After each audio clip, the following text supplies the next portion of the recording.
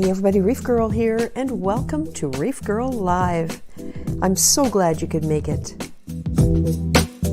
The whole idea here is to have some fun, chat, ask a few questions, maybe show us what you're doing, and get to know each other a little bit better. So sit back, relax, grab a drink. The stream is about to begin.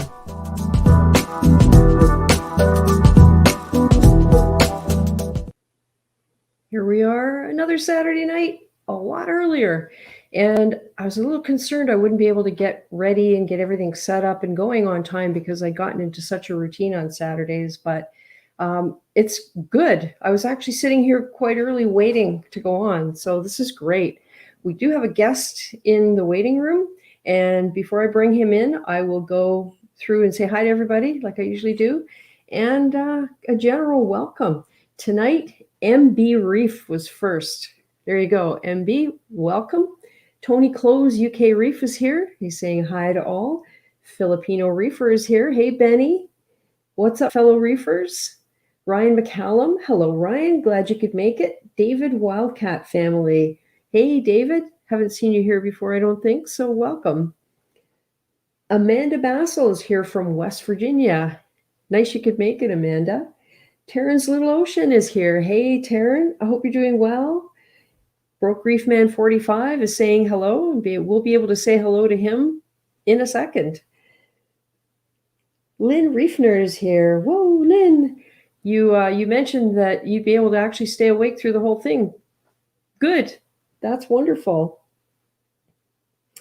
All right. Anybody else slip in here? Oh, there's Producer Reef. Hey, Producer Reef. So I'm so glad everyone could come by at 8. I know it's quite a change, but we'll see. Maybe I'll be less tired by the time we're done, and maybe I won't stay up so late next time.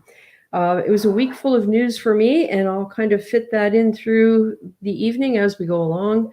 And anyone who's interested is welcome to ask for the link. I'm going to put this up. There we go. So I'll leave that up for a little while. So if you see it and if you're teetering on the edge of should I go in or should I not, by all means, don't be scared. You can come on in and show us what you've got going on. Okay, so let me bring in the guest. We have Broke Reef Man 45. Hello, all. Hey there, how are you? Pretty good. Hope you all are doing well. Cindy, I like what you did in the basement. Oh, my sump. Oh, boy. Yeah, that's impressive. That was quite the adventure. I mean, you know what it's like. You spend months and months figuring things out, one little detail at a time. And when it comes time to actually flip the switch and turn that pump on, it's nerve-wracking. Very nerve-wracking. Never done it before. Yeah, that's a big undertaking. Yep, definitely. Oh, Detroit Hammer is here. Nice to see you. So, Paul, do you mind if I call you Paul? That's fine. Okay. I'm going to take this banner down because it's kind of getting I don't know how this is at the moment. There. Okay. That on my phone. Just so you know, on my phone it looks kind of small, so I don't know how you guys are seeing it. Yeah, it looks perfect, and I'm going to make you full screen. Okay. Because then we can see even better. And you can maybe tell us what size the tank is. The questions people usually ask, well, you know what they are. Yeah. What size is the tank and the dimensions, lighting, and all that kind of thing. So looks good. All right. It's a 125 gallon long. Well, if that even matters. I think all 125s are long, but I believe it's 20 or 18 deep. Yep. Yep. And then 21 or something like that high. Yep.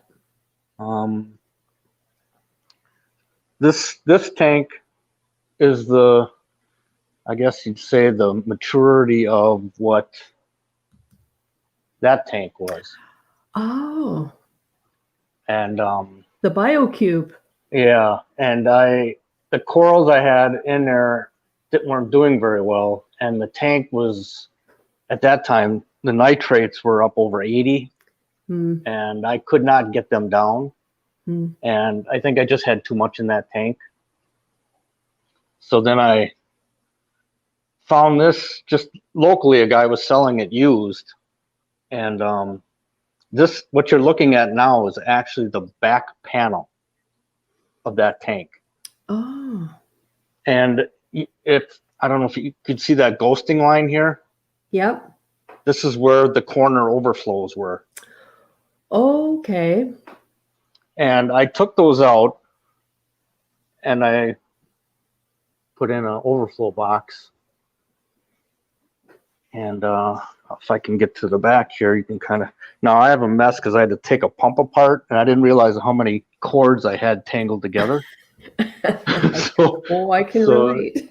Yeah, but I believe this is an exotic, I want to say exotic reefs overflow box. Mm-hmm. It's got the cover. And so you would drill through the tank. Yeah, I actually had water in here because I kind of had an emergency to get everything in here. And I actually drilled that with water down to about here. Oh boy, you should have caught that on video. That's I had stuff people like to watch. Looking back at it, you know, I was a nervous wreck doing it. But yes, I think if I would have thought ahead, I would have had my wife maybe videotape it. But you know, it went all right. I didn't have any chip outs or anything. So yeah. But cool. So I guess we'll just kind of go through here. Oh, the lights. Here I can swing it around. Oops, oh, the Noah Psyches. Is that how you pronounce it? Noah Psyches? I have no idea. That's a weird name for a light. Those are relatively new on the market, right? Yeah, I think these are about a year old, a little over a year. Yep. I started with 2 just to get an idea if they were worth it or not. Yeah. And then after about a month, I picked up 2 more. And it does all right. The corals are all open. I mean, polyps are out and stuff, but I just don't seem to have the growth that I would expect. I was going to get 2 more and fit them in here, but now I'm rethinking the lighting choices I make. You know, how far apart are they from each other? How far apart? I'm guessing that's about, that's got to be almost 2 feet. Well, 18, 20, somewhere around there between. Yeah, that's a 6 foot tank. I did have these like this. Yeah. But I don't know. I saw other people have them like this. And I thought, well, I know the spread comes out at an angle like this. So I don't know if this is better or not. Yeah, and you know, you're looking at your lid, you can see where the light hits. There's a gap between each light. So I know that at the top here, but as you get down more, they intersect about here, I think. Yeah. Well, if you could have seen me, but somewhere around here. Yeah. I think. But yeah, that's and let's see, go down here. My return pump. Can't see it. It's also a Jable. I do have Jable wave makers. Yep. As you can see. These are that's a plain SCP 150. And I bought 2 of them at the same time. One of them I had to pull out. And so I got the SCP 150M, which is wireless, or it has an app.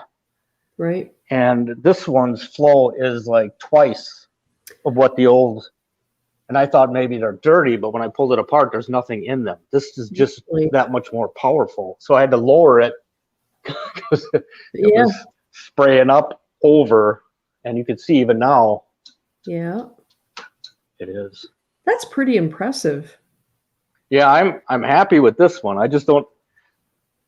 This one here is I don't know. It makes a little noise now, and I don't know if that's just from wear, but I know Reef Spy, he had earlier versions of these, and his motor died, but he was saying that you have to like spread those out. There's O-rings that hold them in place, the 2 sides. Right.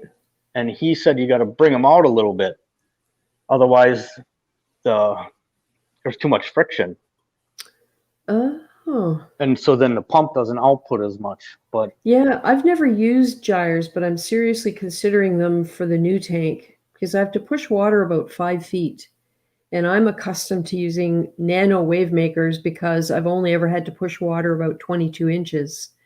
So yeah, it's a completely different thing for me now, I know they make these are 150s. They make a 180, right? but I have this one dialed way down. I think right now it's at 35%.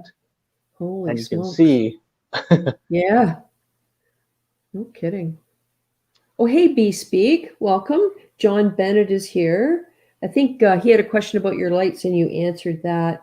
okay. Grizz Aquatics, where did you go? Oh, Grizz Aquatics, hello. Useless Reefer is here. Hey, Useless Reefer. I was just going to say, hey, useless, but, didn't sound nice.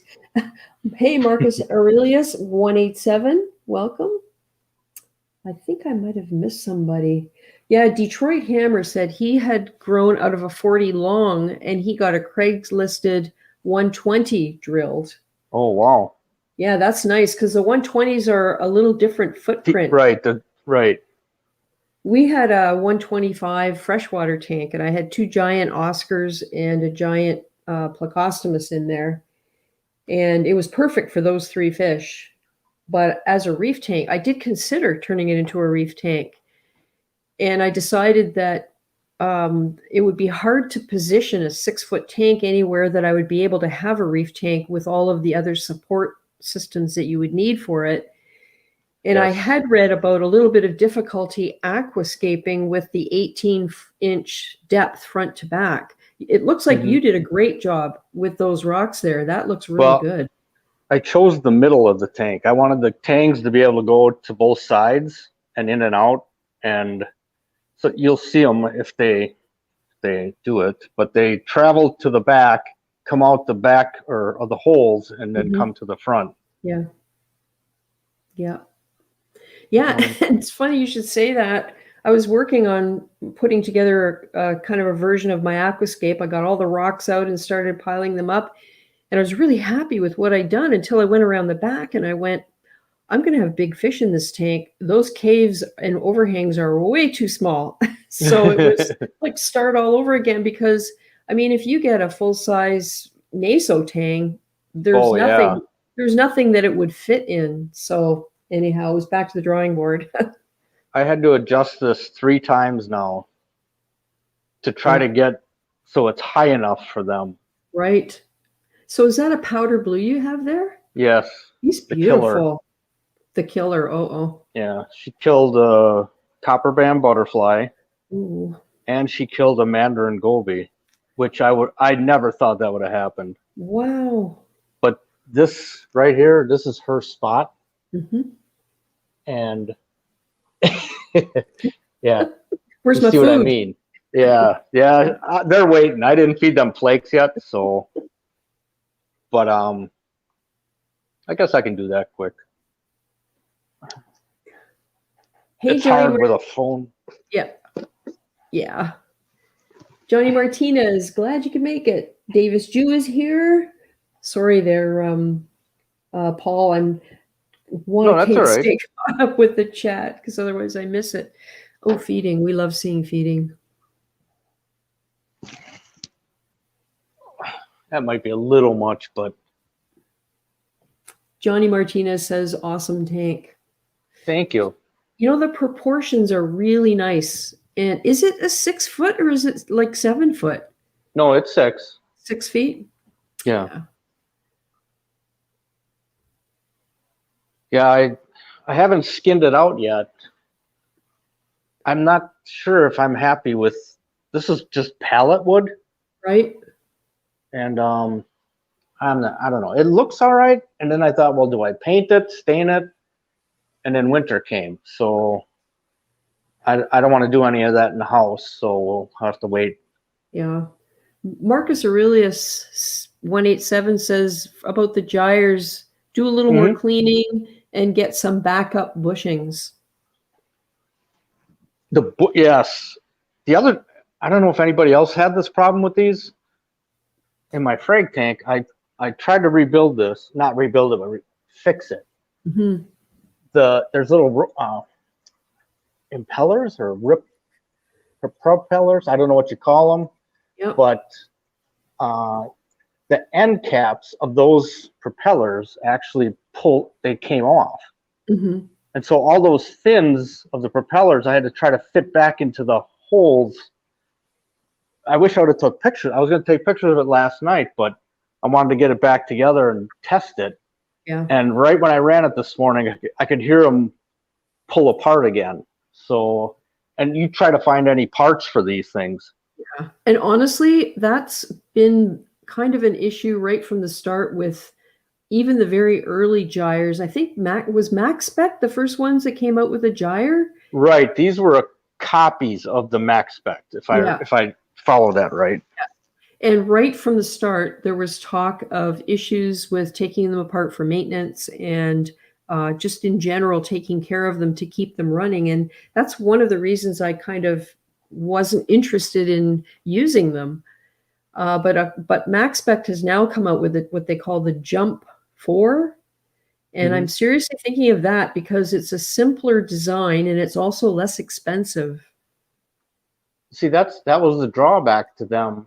I looked at them, but they were twice the cost of these. So yeah, true. Yeah, Jabo. I've had nothing but good to say about Jabo.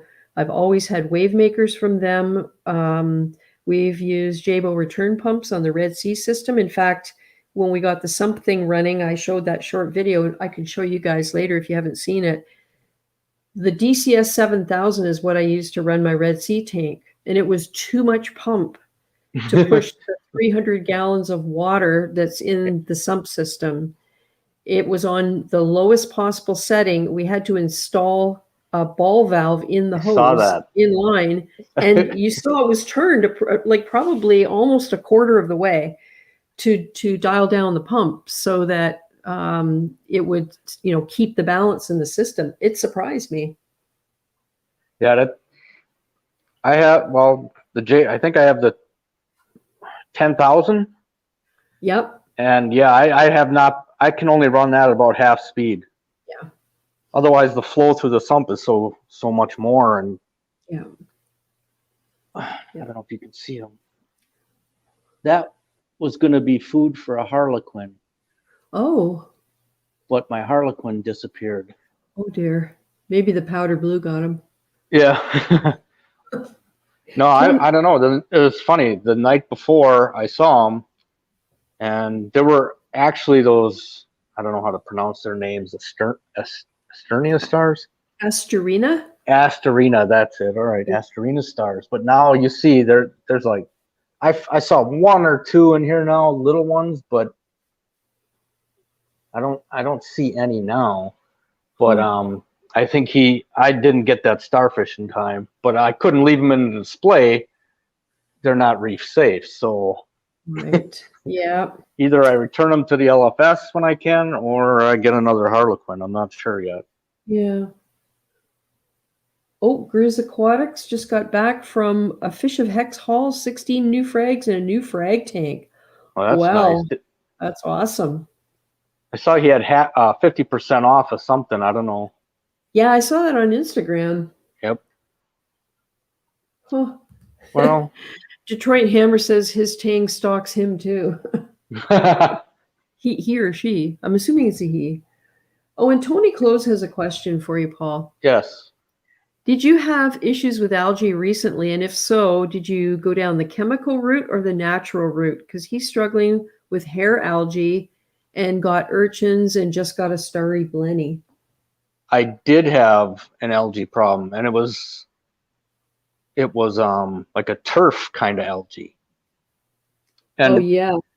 And actually, this rock, you can just, I don't know. Yes, blue. It's pretty much gone. This rock was covered in it. Mm-hmm.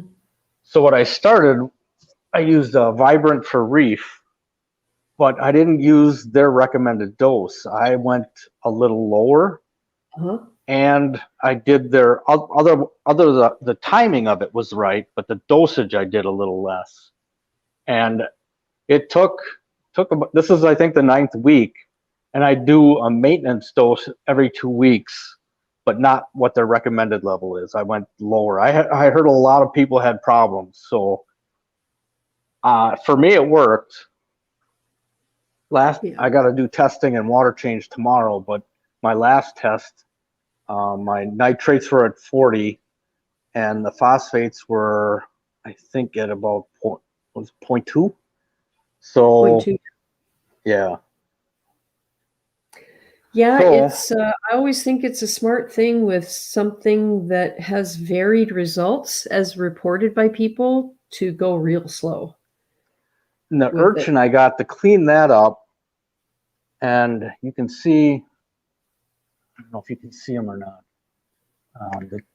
He was on the clip before. Yeah, he. Oh. If on Instagram, let's see, this guy here, my moa.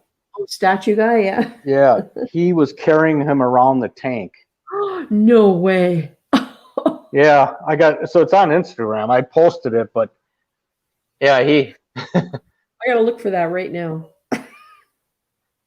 But anyway, I got him all these vermid snails I have, and I thought maybe if he just takes some of them out as he mows through the rocks, and he he kind of does, but he kind of doesn't. So I think I got 7 bumblebee snails in here, but they're really not doing much. Once the tubes get too long, they don't seem to mess with them. Yeah, I think you're right, because I've noticed the same thing. There are a few that get really big, but the nice thing is they get big enough that you can actually, if you can reach them, you can get them out with really pointy tweezers. Somebody said, I was on ReefGrrl yesterday, and these are older posts, of course, but said that what he did is he tried to crush them all, and it seemed like twice as many came back within a couple weeks. So, but I don't think these are like other things that if you destroy them, they sprout up again. I think you got to really kill them, but I don't think they multiply like that. I don't know. I just know that the tube is where the snail pushes out its web, but the snail itself coils up in the base where there's a little bump. And if you don't get the base off, they just retreat to that bump and they regrow the tube. So, that's something that I did in my pest control. In one of my pest removal videos, I showed pulling one off. And actually, Buster, the Symphilia, had a huge one underneath him. And I managed to get that whole thing off, including the base and all of the shell and everything. It was not easy. But you can only do that if you can actually get to it. Right. These 2 corals here are actually growing over them. I don't know. Yes, Cyphastria do that, and then they've got all these little spikes sticking out, and then you got to gouge the coral to get the turbo snail. You can just maybe see it on the other side, but this one I noticed was starting to go over them. Yeah. So bizarre. Oh, and thank you, Taryn, by the way. Yeah, Detroit Hammer says sea urchins are a blast to watch. Yeah, I was able to find mine quite easily for probably close to a week just by looking for the utter chaos palithoa that was traveling around the tank that he stuck to his back. So my bristletooth tang, the one in the middle there, she'll take this cave, but the anemone, it's there now. It'll go back over there, and then she tries to dart through, and sometimes she gets stung. Oh no! Yeah, she had a big sting mark right on her side, and I didn't know if that was going to get infected or not. But after 2 days, it was gone, almost gone already. So they eat like crazy, these fish. Hey, Paulette Pal. Yeah, who is it here? Marcus Aurelius has a vermeted horror story, LOL. Yeah, oh boy. Oh, I have some really good footage of when I had my 29-gallon cube before I moved everything over to the new tank, which was the Red Sea tank. That's what I used to make my pest control video, a whole lot of ugly. And some of the shots of the little forest of tubes are just, oh, horrible. So Oh, I guess if you want to know what I'm dosing, I've got yeah, Kalkwasser in my ATO, yeah. and then I do have Oh, yeah. Alkin calcium. And what do you use for that? A two-part or Yeah, the BRS? 2-part from BRS. BRS, yeah. I,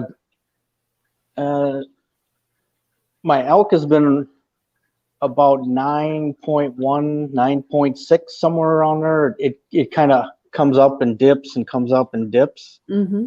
But I don't know if that's, I'm trying to be consistent with my calc. Yeah. I just add a quarter of a teaspoon every week, and then I mix it in the morning and I mix it at night. Right. Now, are you pushing the calc through a Tom Aqualifter? Yeah. Are you at all concerned about it clogging up, or maybe your solution is so diluted that It's pretty it's not a diluted. concern? If I would have went, if I go like the full amount, then I'm gonna worry about it. But you know, I don't know. It's pretty. These pumps are pretty rock solid. I haven't had any issues with it Yeah. other Yeah. at all, actually. I love those things. I found out when I moved and reorganized everything, I found out I own 5 of them. Really? Yeah, I only know where one of them came from. Well, I don't remember buying 5. I got one with a project. The 20-gallon with a sump was a project that I bought. It had one. Pat Murphy's Aquatics, gave me one with the pop-up frag hotel because he got a whole bunch when Doctors Foster and Smith had a huge, massive online sale, and he got them for some ridiculous $5 a piece or something. That's nice. And I don't remember buying the other 3. So at some point I must have, but I now have 5, which is good because I'm going to be using at least 3. Right. And like I said, they last. I know BRS actually did a video a long time ago where they actually, I think there's a diaphragm in there, and they show how he, I think, what was that guy's, Ryan, I think is his name? Ryan or Randy? Randy's the taller guy. Ryan's the guy with the Ryan, beard. the one Yeah. with, he's got that big tank. Yeah, Yes. he was doing the video and he actually showed how to replace the diaphragm in there. I don't even know if you can get the diaphragm for that thing anymore. Yeah, But I don't know if they even make them, or if they do, it's somehow different. They've gotten right. pretty expensive here in Canada. You can get them from one place for sure. Yeah. I know. Well, and actually, I should do a shout out right now to Reef Supplies. If anybody in Canada is looking for stuff, they are super fast with their service, especially when you order a replacement pump. I ordered a replacement pump for Mollywood yesterday, and it was on my neighbor's doorstep this morning. And that's FedEx's fault. They keep doing this. We've met a lot of our neighbors because FedEx keeps dropping off my aquarium stuff at other houses. But yeah, reefsupplies.ca. Seriously, they deserve a shout out. The service I've got from them with the stuff that I've ordered for this build has been outstanding. So anyway, sorry to hijack the conversation, but no, that's all right. But they're the only place I know of in Canada that you can buy a Tom Aqualifter, and they're almost $60 now. But they're worth it. I mean, like you said, they last a long time. There's not a lot of moving parts that can go bad. I've got another one over here, but my controller, I can't get my float valve. Let's see the ATO. Oh yeah. It doesn't recognize the float in the position. It'll if I fill it up, it shows it, but every second you'll see it flash or so. Yeah. It's updating itself. Oh. So what happens is it'll update, it'll see it, it'll update again, then it won't. Well, then the ATO turns on. So I have to add a resistor in line with that to try to boost that there must just be too long of a signal coming from way down there. All right. Yeah, see, you know about that. I wouldn't know what it was. I would look Oh. at it and go, what kind of controller is that? Oh, it's Arduino based with a touch screen. If I can, Oh, here, let's cool. go here. So There we did you create that? I put it together. The software on Reef Central, he's got I think it's on GitHub, but he's got his software available for free. And Oh, I just put it on here. He actually built the controller design and all from the ground up, and he did a really good job with it. But I made it work with my project here, and it works really well. nice. Let's see. Oh, that's a little bright. Have you been in touch with Reef Spy at all about his ReefGrrl pie?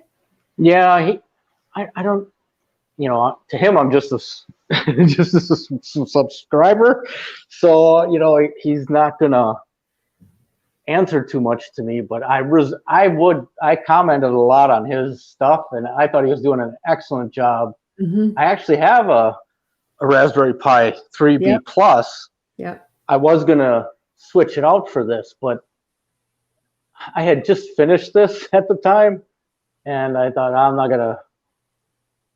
gonna do that. I'll just let this go. I bet you guys would have a lot in common if you had a chance to sit down and talk about it. There's something up with the YouTube notifications, the subscriptions that I have. I think I said this last week. I've been going through and unsubscribing and resubscribing to everybody because I'm not getting notifications.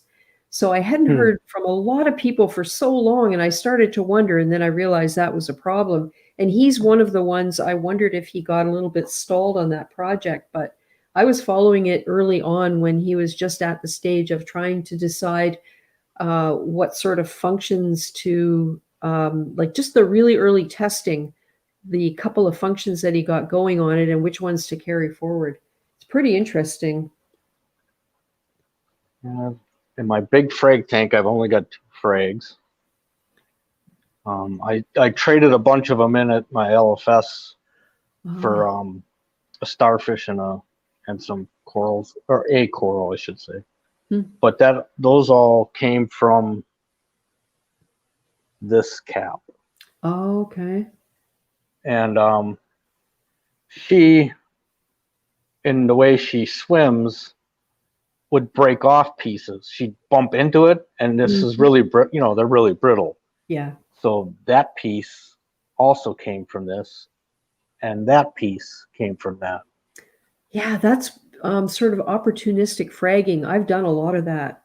Yeah, and I can't bear to throw away even a baby fingernail size piece of a Monty, or especially if it's a Palawanensis. I do have one of those that's the Naughty Spiral. And that thing is gorgeous. And even if it's the smallest piece, I get it and I just glue it to a flat disc and put it somewhere safe. They grow fast. Yeah. I told the guy, well, those little scoots it's got only happened in the last week. Oh yeah, I see it's starting to scroll. Yep. That's cool. And this, it's taking the shape of the rock as it's touching and going over it. Yeah. And it's crazy. Yeah. If all my corals grew like that one, I'd be very happy. Oh, they will. They will. You know, I'm at, I think, 1 year and 2 months. And I sent off for another water test.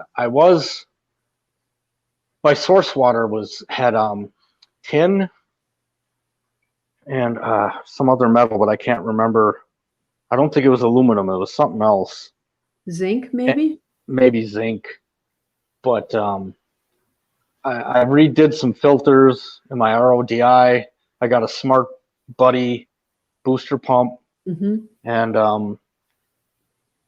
I'm hoping that the new filters fixed whatever I had, but I did add I forget it's a resin I think I got it in a bag down here.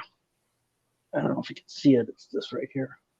And the resin, if it's gets full, it's supposed to go from amber to a dark color, and it doesn't. It's just amber. So I'm not sure if I know I did find I dropped a magnet in the sand, and when I picked it out of the sand, there were particles attached to it, and I couldn't shake them off. And there were actually magnetic pieces in the sand. So I went through with the magnets through the whole sand bed until I could only find traces anymore. Wow. And then, so I don't know if that's helped it, but that's why I sent away for the test. It should be by next week I should get the results. Right. Well, as far as the resin goes, we have the color changing resin in our RO system, and it goes from dark to amber. So when it's amber, that means it's exhausted. Yeah. See, this isn't like that kind of resin. It's I forget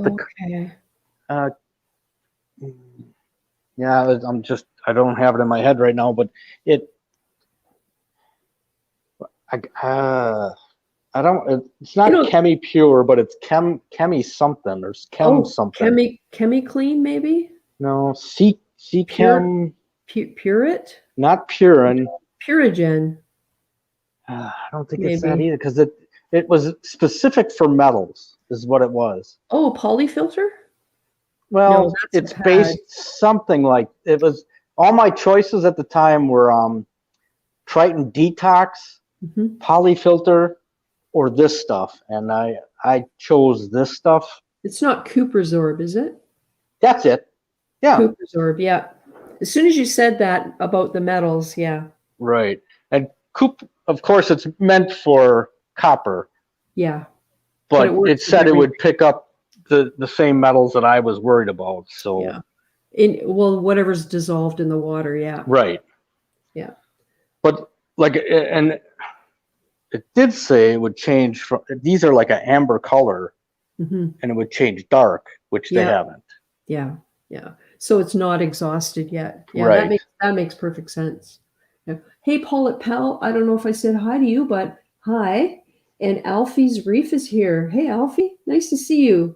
Chi-Town Reefer's here. Scott Morrison, hi from Scotland. I know it's still an ungodly hour over there, so glad you could make it.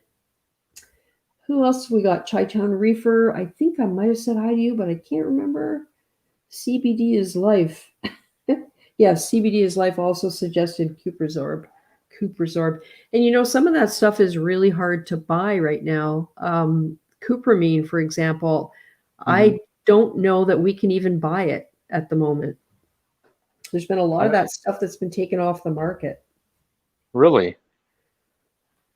I think, well, I got this of course, in the States, so. Yeah. Yeah, it seems that we have it easier to get stuff than you guys. That must be really tough. It is tough, and I'm really feeling the effect of border closure these days because I set up that U.S. mailing address, and I was able to buy things from BRS, and one of my favorites was Premium Aquatics. I really like them. Good service, free shipping, always friendly and helpful. And now I have two things sitting there, a pump that Carlos 23 sent me and a frag rack that just got a DIY made that I bought from him. And I have no way of getting it until they decide that they're actually going to box things up and take them to the post office for us, because international shipping paperwork is ridiculous. No individual who's not trained in it can complete the paperwork. It's awful. Oh my gosh. So it's been there. The stuff has been there for over a year now, and I have no way of getting it until they clear their backlog and finally decide, okay, maybe we will, allow people to pay for mailing labels, package it up, put the label on, and take it to the post office. That's the only way I'm going to get it. Unfortunately. So, all that is to say that I haven't bought anything from BRS or any of those companies for quite a while, because the shipping to Canada is just horrendous. Yeah, it's just awful. And some of them will credit whatever the domestic shipping would have cost, and then you just pay the difference. But the vast majority don't really have a system set up to do that. So, yeah. Oh, hey, Fletcher, right? Alfie's Reef says, it's 2 a.m., but at work, so I'm getting paid to listen to you guys. That's cool. That's cool. Oh, and Ugly Man's Reefing is here. Hello. Filipino reefer wants to get paid listening. That's good. That would be awesome. Nice. Yeah. Oh, this is really nice to see. And Well, so thank you you. have your frag tank. Are you Yep. planning on doing more grow outs, or you set that up for that? So I got all these zoas, and some of them have duplicate, or how would I say, they've grown. Grow new heads. Yeah, they've grown new heads since I've got them, but not. I'd like to frag them, but just I like the way they look too, so Yeah. I don't want to take them quite yet. The SPS I have, that's about the size that I got it. The polyps come out. It looks like there's growth on the tips, but I can't. It just doesn't. Birds' nests are supposed to grow like crazy, so something's not right that they're not growing as fast as I think they should grow. Yeah, that's really hard. It's hard to tell. I found with bird's nest, it depended where they were, and some of it is light. Yeah, see, I know some of the bird's nest can tolerate low light, but some of them, like the pink, I believe need real high light. Yeah.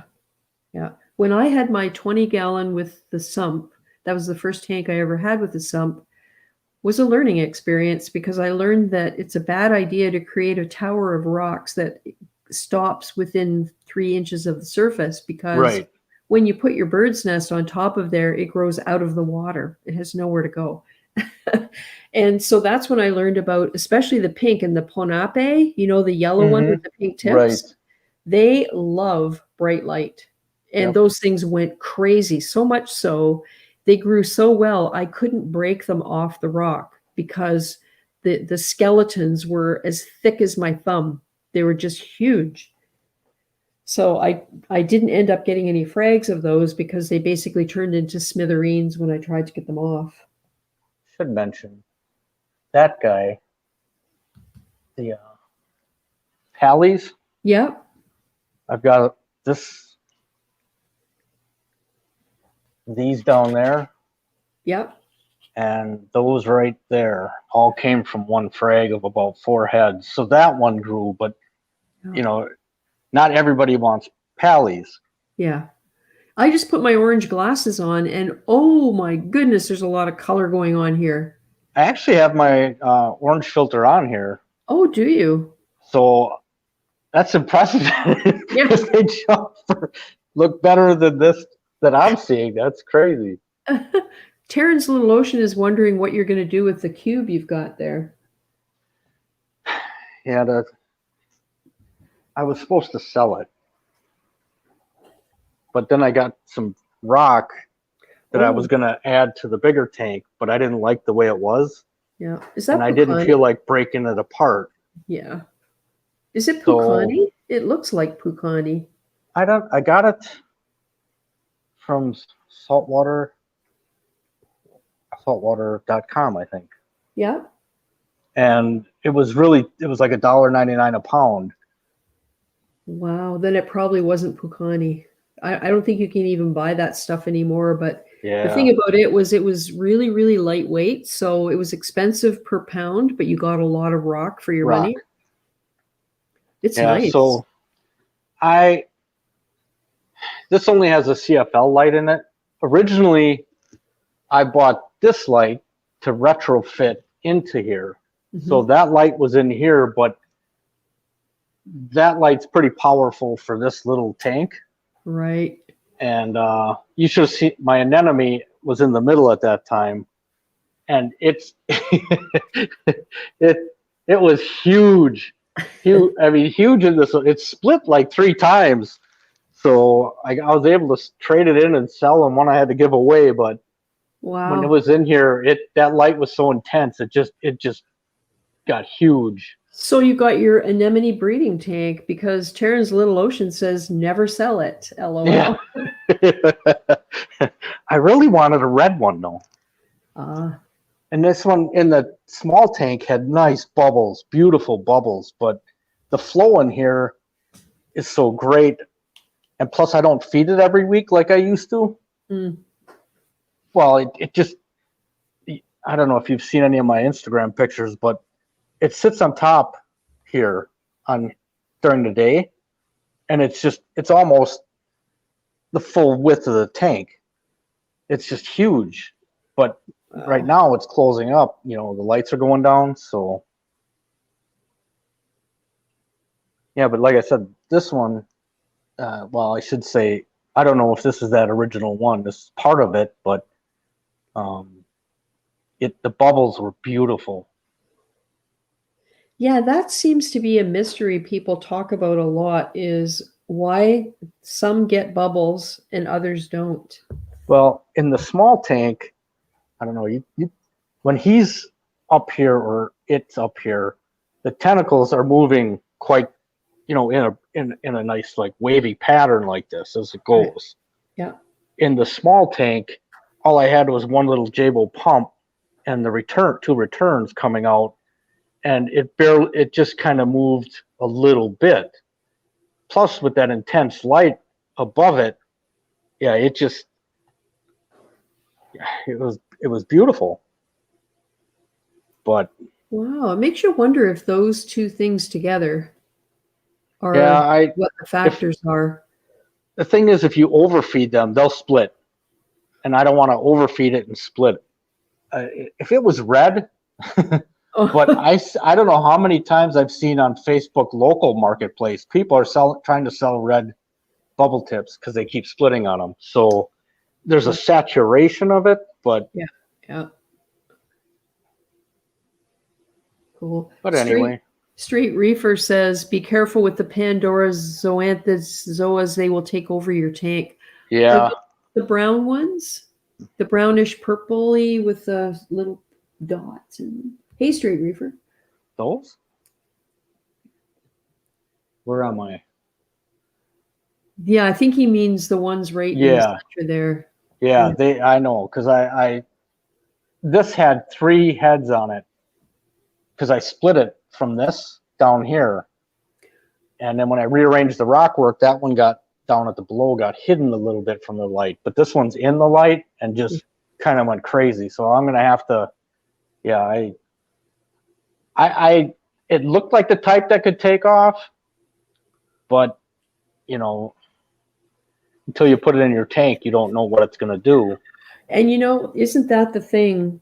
It's Yeah, almost like you have to have another tank where you can put all the frags and see what they do what they do, right? But then before you you need make almost your the same garden. light, Yeah, well, this is it. To duplicate the conditions is the thing. right?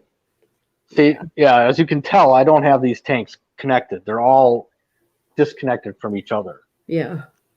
Yeah. So if I had this all in one single system, it would be a lot easier to do that. Yeah. So, But so Paul, how long have you been keeping reef tanks? I originally,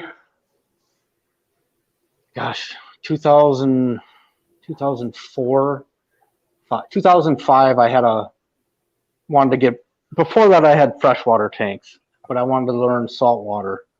And so I was lucky a guy local was selling a 180 gallon.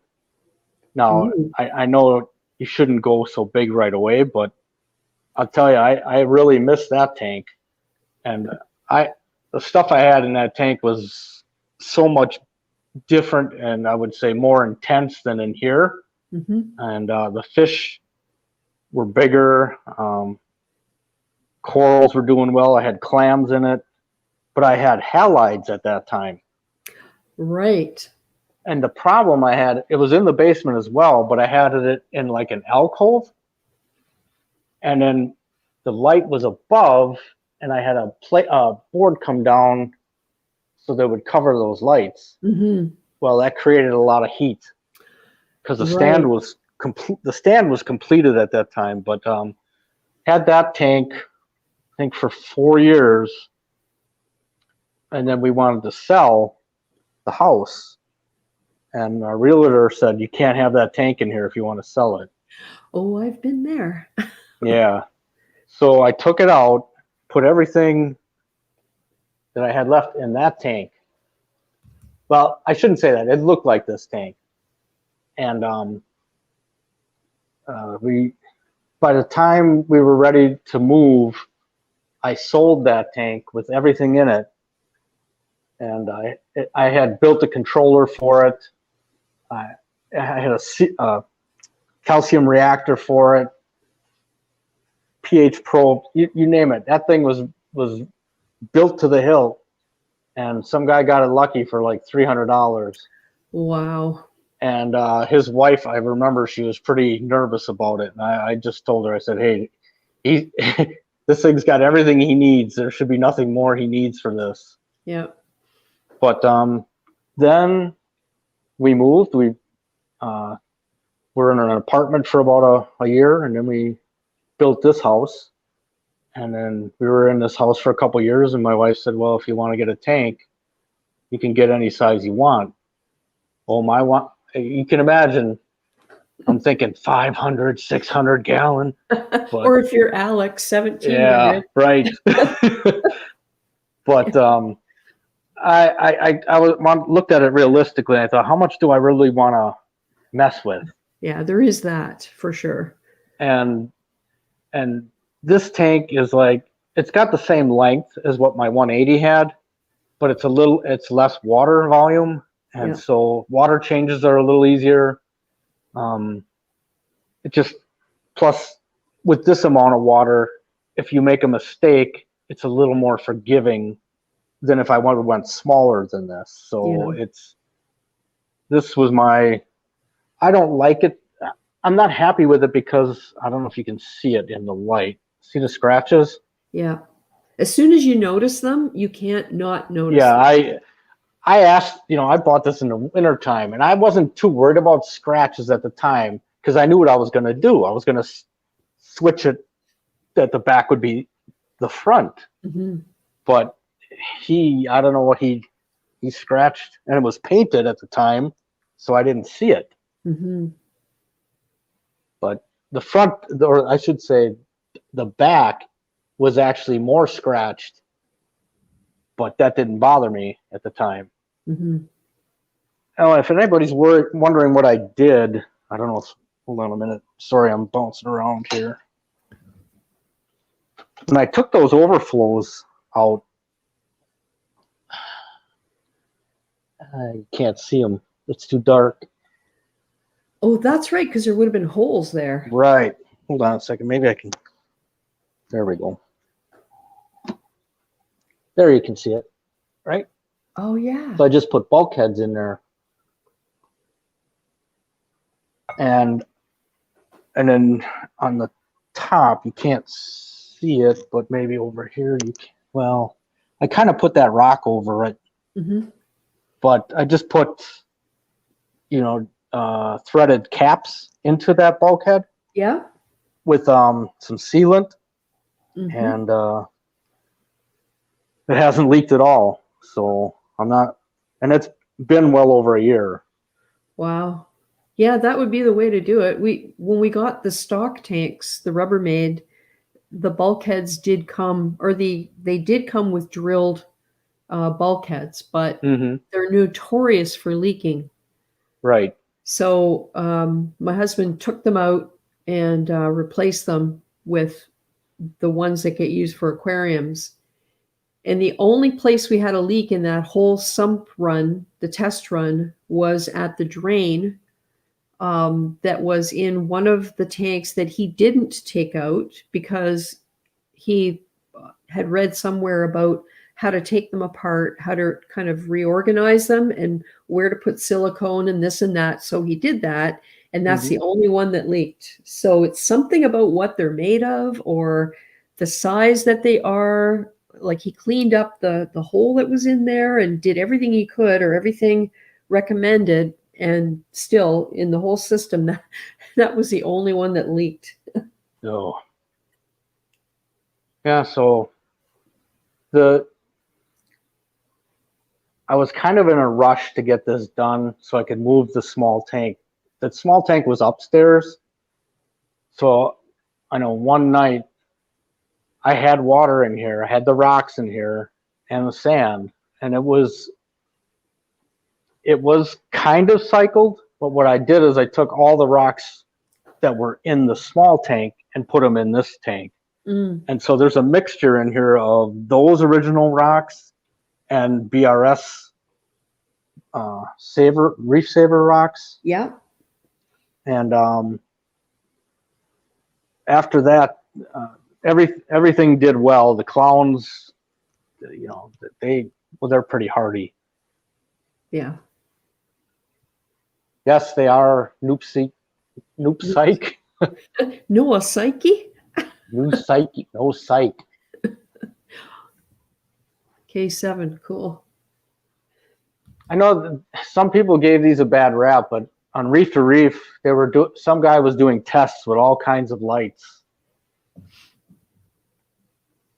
and these did really well compared to some of the higher cost lights. And so, you know, my wife had sticker shock when I found some used Kessels for sale. Uh-huh. And I said, this is what it's going to cost. And she's like, no. And so I had to kind of research something a little more acceptable. Yeah. So yeah, I did make arms for these, and they look pretty good. But when I went to this BRS top, I didn't want to make all those jutting, you know, I had to make cutouts for them. It's a pain. So what I did is it ruins the integrity of it, and it ruins the integrity of the screen. It's never square. Yeah, and then so I kind of just did this. Yeah, it looks, you know what? It looks good. It works. It's clean. If I painted, it might have looked a little better, but yeah. It's one of those things, you know, how do you spend your time? Right. Yeah, I'm sorry if I'm not answering questions. I see them pop up, but they disappear before. Don't worry about it. I'm trying to keep an eye on it a little bit here. So if you see one, go ahead and answer if I haven't got to it, because I sometimes miss them. Sure. See, I don't know if there's any. If anybody doesn't have a 3D printer and has a reef tank, I'm telling you, a 3D printer, that's 3D printed. This is 3D printed. And you know what? My husband said to me like about a week ago, he was asking about 3D printers, and I said, oh my God, like the stuff, well, for example, Fish of Hex. Yes. I think he's made a business out of it. And I think half his sales are 3D printed stuff because nobody else does it. The things that he does, he creates pretty much on demand. And then suddenly people have a source for that kind of thing. So this I use when I do the sand bed. Yeah. So I put the hose through here into this with a filter sock. And then I just go in the sand bed and so instead of feeding all the vermidid snails, it goes into the filter sock. Cool. And this is when I do a water change, so I don't have a hose flopping around in here. I put it through the hole and. Yeah. Well, I told him there's all kinds of things that are very, very useful, and yeah, you don't have to design all this stuff either. No. Because a lot of people generously put these on websites. So like this I didn't design.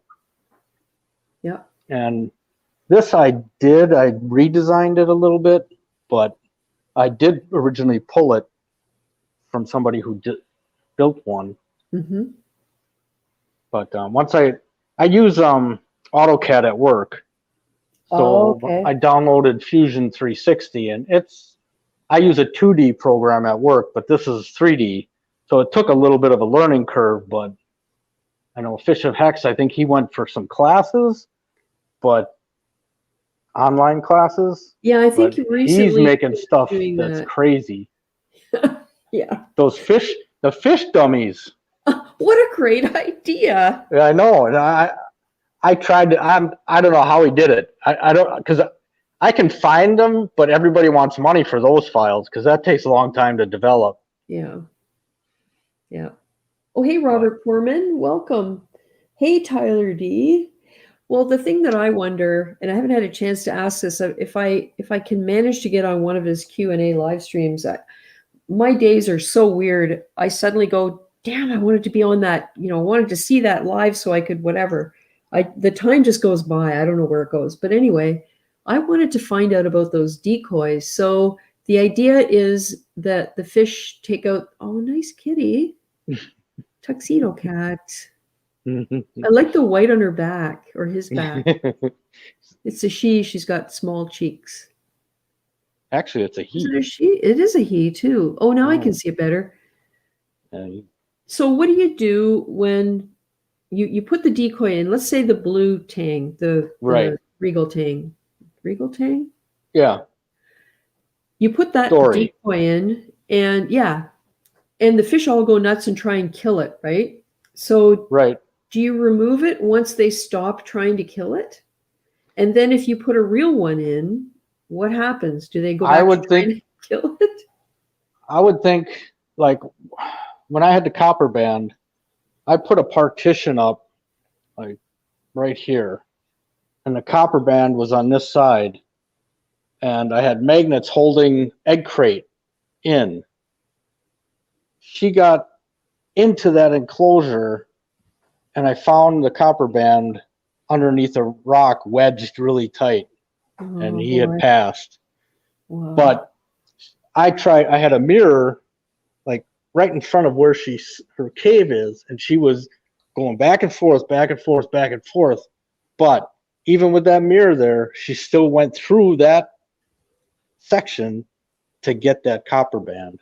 Wow. In the past, in my 180, I had a dory, and I had a Scopus, and I had gotten a copper band butterfly. But the problem I had with this one was a little smaller. The one I had in the 180 was a little bigger, Mm-hmm. and that fish knew how to defend itself and would Right. tip its spines towards the face of the oncoming fish. Mm-hmm. But this little copper band I had just they went around in circles, Yeah. and Such a shame. yeah, and I've I heard. felt really, I left for work, everything looked fine. I come back from work, and I hate that when you come back from work and Yeah. because if I would have been there, I would have been able to see the problem. But Yeah. Yeah. Oh, I know how that feels. Yeah, I love powder blue tangs, and I know that they're super aggressive. And whenever I think about getting fish, um, to me, the aggression is the biggest drawback. And as mm-hmm. much as I love them, I just can't do it because I don't want to be constantly worrying about who's doing what to who and who's going to kill each other. And yeah. And my green wrasse is going. It's going to the fish store. Not coming to the new tank. Nuh-uh, nope. Yeah. I don't know. There's some wrasses that are acceptable, but I don't know. And I think every fish is unique. It is. Yep. And They each have their personality for sure. Some are just jerks. oh yeah, butterflies will eat corals. I know that. It's Mm-hmm. funny though. In my 180, it would eat frozen mysis, no problem. So it was eating everything that I was feeding the other fish except for flake. And yeah, I really hated to get rid of that fish because I knew it wasn't attacking corals and it was eating everything I was feeding it. And to get one to do that is really not all that easy. Yeah. And it all depends on how they're harvested. Yeah.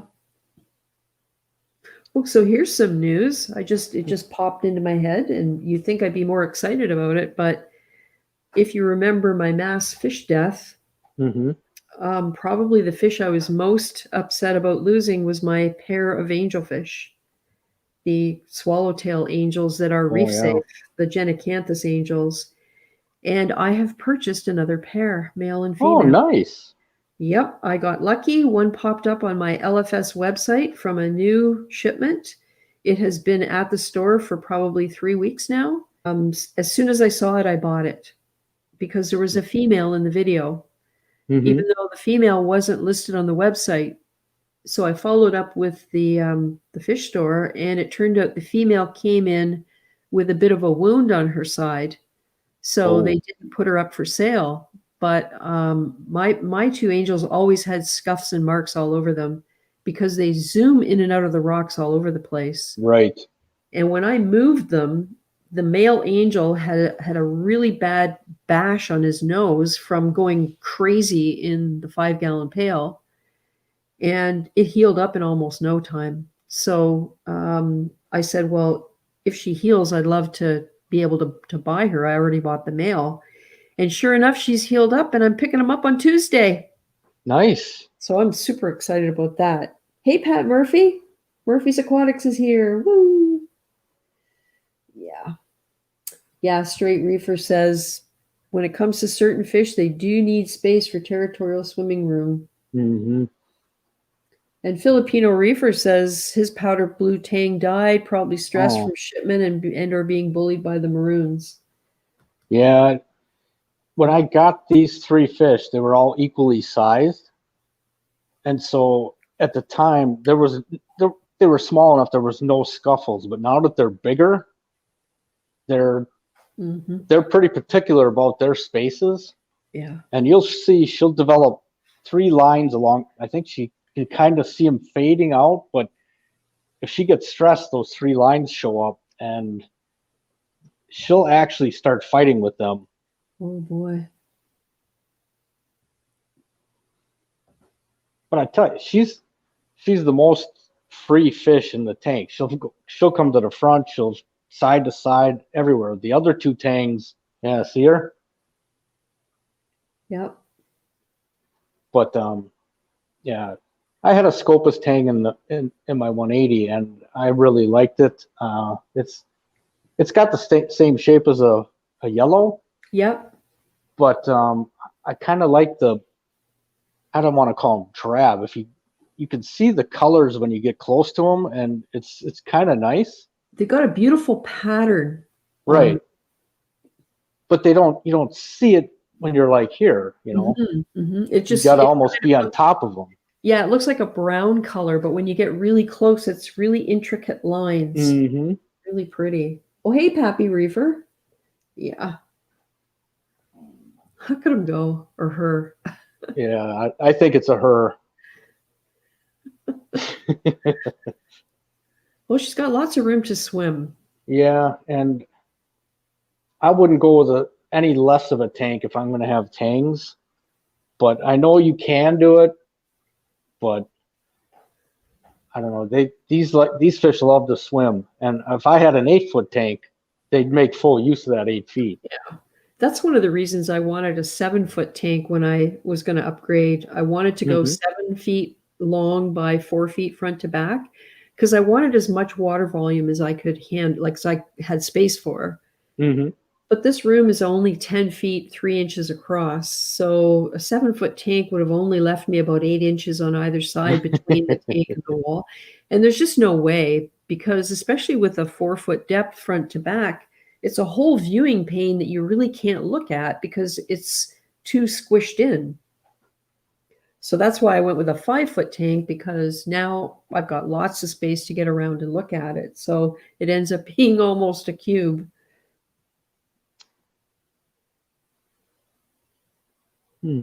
Well, is there any other questions or? Yeah, they're talking about the decoys that Travis makes. Someone has to be dominant. Yeah, Straight Reefer says it's true. There's like huge hierarchy when it comes to fish. Yeah, and Alfie says, whatever size tank you have, it's still tiny to the ocean. That's for Yes. darn sure. Yes. Nice. I know when I first started this tank and I sent you the pictures, I felt kind of, because the tank was so big and there was hardly anything in it. It was just rocks.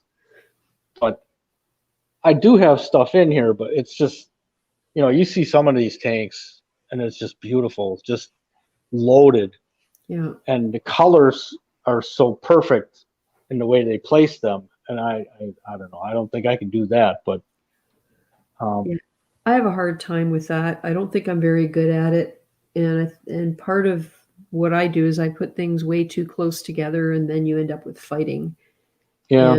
And it's six of one, half dozen of the other. I love that lush wall to wall look, but it Hmm. comes at a cost. And the cost Yeah. is that you're always trimming or See, moving. that's what they don't tell you. Yeah, and you don't know it until you Right. actually experience it.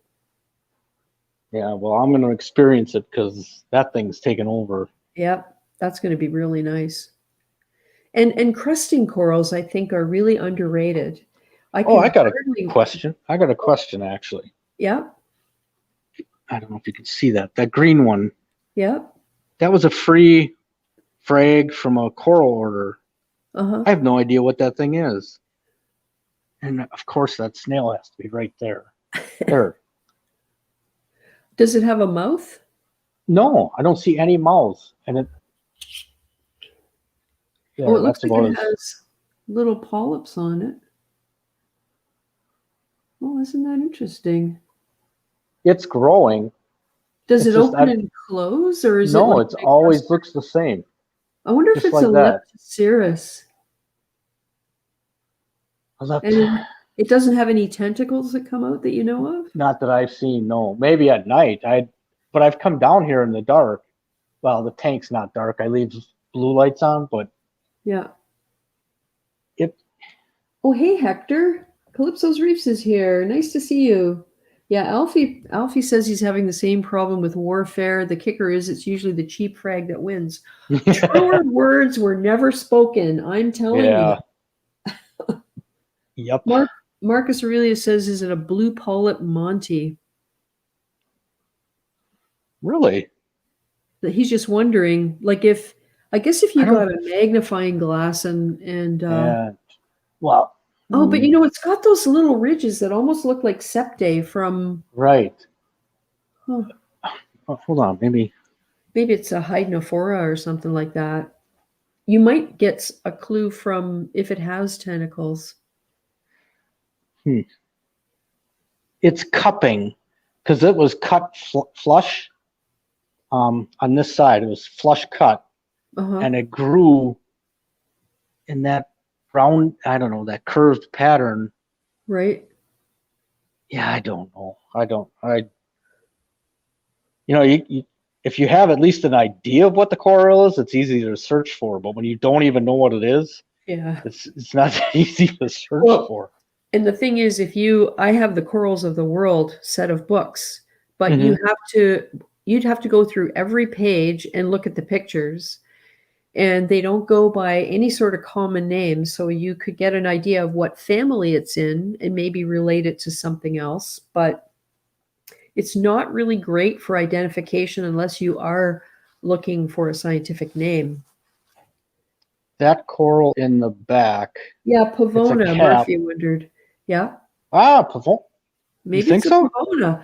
Well, those little ridges Yeah. really make me wonder if it's a Pavona. Some of the Pavonas do get sweepers.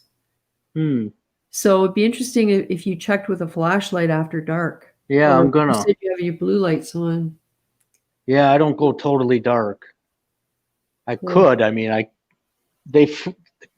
fish don't do well in total darkness, but I mean, they're just not used to it either. Yeah.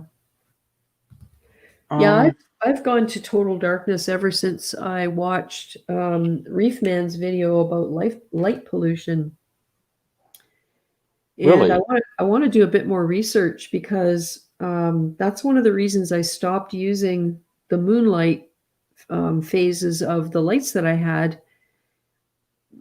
just the really, really faint blue, because there's research that shows that light pollution negatively affects coral spawning.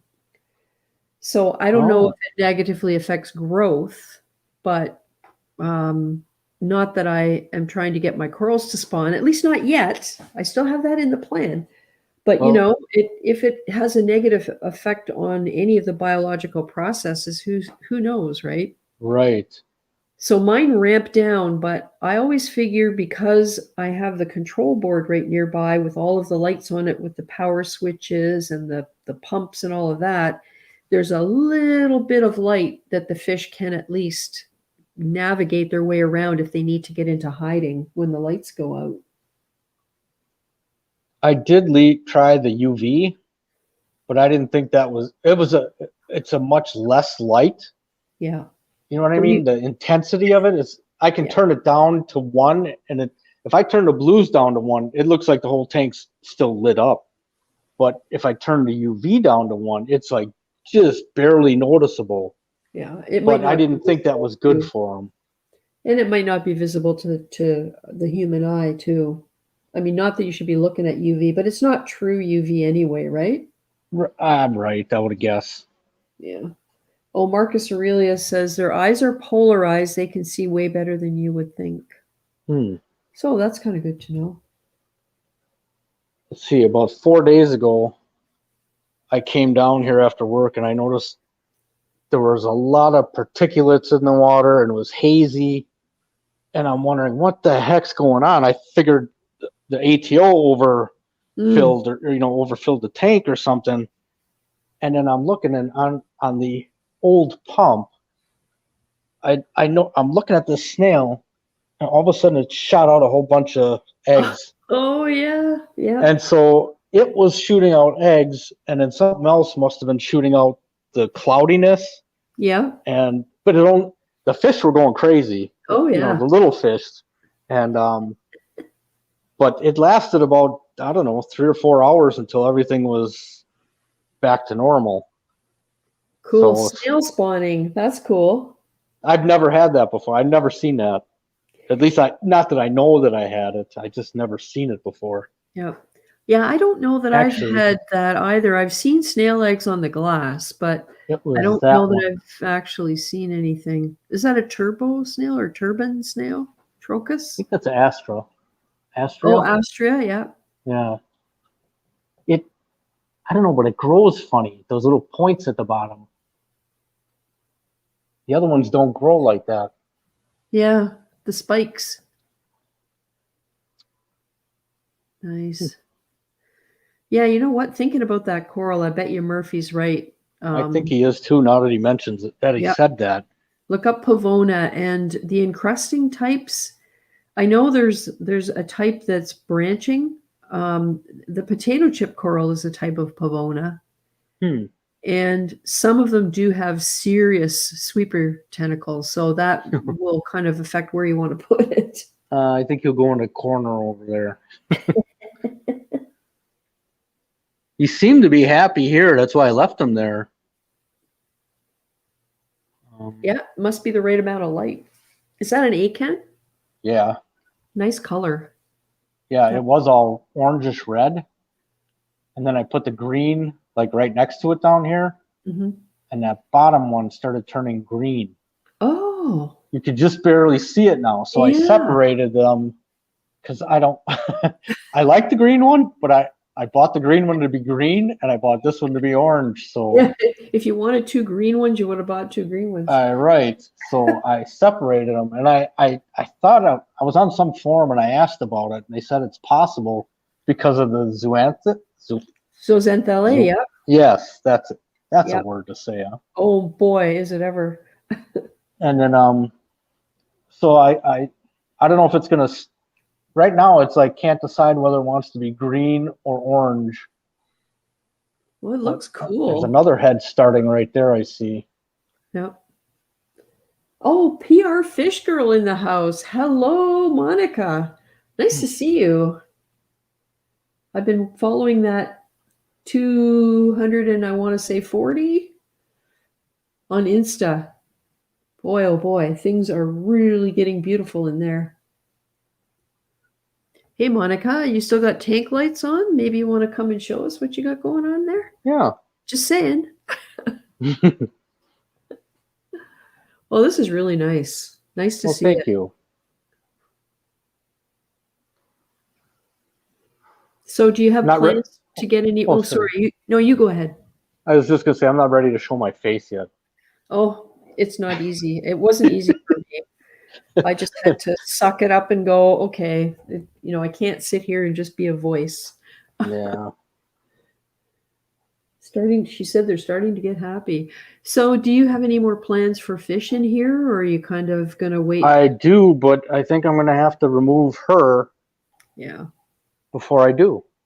And the problem is I love that fish. I mean, she's beautiful, healthy. It's just She she's a is. killer. Yeah.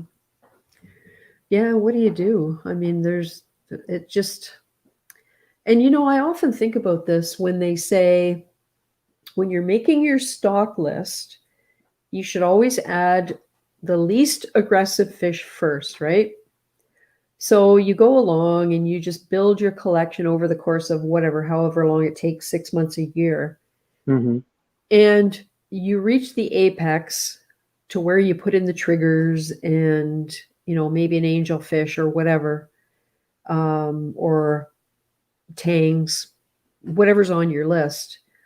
Well, what happens if one of your first fish just passes away not because it got killed or bullied? Right. You can't replace it because Right. you're upsetting so I just figure you can do your best, but it's something I've learned is that it's constantly evolving, and I will never have sort of an ultimate result. It'll always be changing, and so I just have to enjoy every day as it goes by. Today the tank looks nice. I'm going to look at it and love every second of it looking nice, because who knows what's going to happen tomorrow, right? Mm-hmm. And that's something about this hobby that took me by surprise, quite honestly. If I don't know if I'd add up all the fish that I've lost and the thought of when you lose them, Uh-huh. it's a wonder that we all stay in this hobby. Yeah. Yeah. Well, and especially if it's like in the case of what happened to me, it was my own fault. I was inattentive. And And had that I not been in such a hurry the one day, and had I not made a decision I made to shut off the skimmer and not remove it and clean it and put it back, I could have avoided it. And it really taught me a lesson. that's I don't know, that's tough. And Yeah. it, it's just unfortunate that stuff like that happens. You wouldn't expect that to happen No. No. just from shutting down a skimmer, you know? Yeah. Yeah. Well, there's a few other things that happened, but they were all related to the things that I did related to that skimmer. And I just wasn't paying enough attention. It's which it cost me. And it was pretty devastating at the time. Hey, Hillbilly Reefer. And we also have Murphy's Aquatics in the waiting room over here. So maybe I will put up Tyler D's question and then we'll bring Pat in. Has Perfect. anyone made the decision to sell all their livestock because of moving and restarted later? I'm in that situation now and I don't know what to do. I have a buyer that wants it all. Oh, let me bring I Pat did in. that. Did you? Yeah, that's when I had to take the tank out to sell the house. I Yep. sold everything, Wow. everything I had. And the thought was, oh, we'll just get more when we get in the new house. But times change. Yep. Uh, you know, COVID happens, and Mm, now you're sitting and wondering, and right. can't do a lot of the things you did before. So it's not easy to just go to the LFS Yeah. nowadays. But I've got, other than the tank size, uh, really, and plus what you have in the original tank you had, you can duplicate most of that. It's like I bought the tank used, the sump used, the frag tank used. Mm-hmm. So if you can buy the things used and be happy with them, that's. But the lights, I had to fork out for the lights Mm-hmm. and the pumps. But even my Apex, I bought that used. Yeah. So it all depends on what you're happy to buy used and Yeah. what you're happy to buy new. Yeah. I'm going to bring Pat in. Sure, go ahead. Hey, Mr. Murphy. Hello, Murphy. How's it going? Yeah. What am I looking at? An earphone. Cool. Oh, there's a face. Sorry. No. That's okay. Alfie says he moved house and moved the tank, a 150 in full reef. I don't think I would do it again. I didn't want to give up my reef, but I had the opportunity to set it up again in a different place. And that's the only reason I was able to keep it, because it got moved in June. It's still there, and we're within a couple of weeks, depending on when I get salt water into the sump and when I get it cycled and what happens when I start moving stuff over from the rock tote that's been cooking for 3 months and some media from the canister filters, things like that. We'll see how quick I can get it cycled to where I'm comfortable to start to move coral over. So I did lose a few things, a couple things that are kind of distressing only because I've never seen them before and probably won't ever see them again. But overall, I can't even stand the thought of giving it up. Pat, I don't know. Are you going to stick with your decision about giving it up? Maybe. I mean, I'm not decided yet, but Yeah. I mean, I'm going to continue for a little while at least. But I did have a doctor's appointment the other day, so at least neurologically everything looks good with me. So Yep. that's a positive. Yeah. So as long as it's nothing serious like my heart, maybe something like that, Yeah. That's scary. Very scary. Yeah, ever since I got COVID back in October, things just haven't been right. Like I haven't been myself, and Yeah. Yeah, it's hard. Well, and do you think it's any, like, how they talk about COVID, how it's so multifaceted? It focuses on, like, it digs in yeah, other places. Like maybe that's, and of course we don't know what the long term is. I've been having like I definitely had the the breathing problems after, and I've been getting like anxiety attacks real bad lately because I feel like I can't breathe sometimes. Yeah. Part of it, I guess. Yeah. I've had that for years. I used to get anxiety attacks trying to get from the train to the office when I worked in downtown Toronto. And it was a matter of the walk to my office from the train was about 15 minutes, but it was packed with people the whole way. And you had to weave in and out of people because if you didn't, you get stuck behind them or, it was, and I'd reach a point, not because I was out of shape, but I'd reach a point where I'd be so anxious that I couldn't get a deep breath. And that's it just feels awful. So let me ask you a question. Sure. How do you work these cameras on this? It's been so long since I've been in a live stream. I don't even remember how to work the cameras. What are you trying to do? Turn it the other way? Yeah. Well, I think if you look on the screen, maybe on the bottom, there's a camera symbol with the arrows around it. I don't know, Paul, did you have any trouble getting your camera flipped around?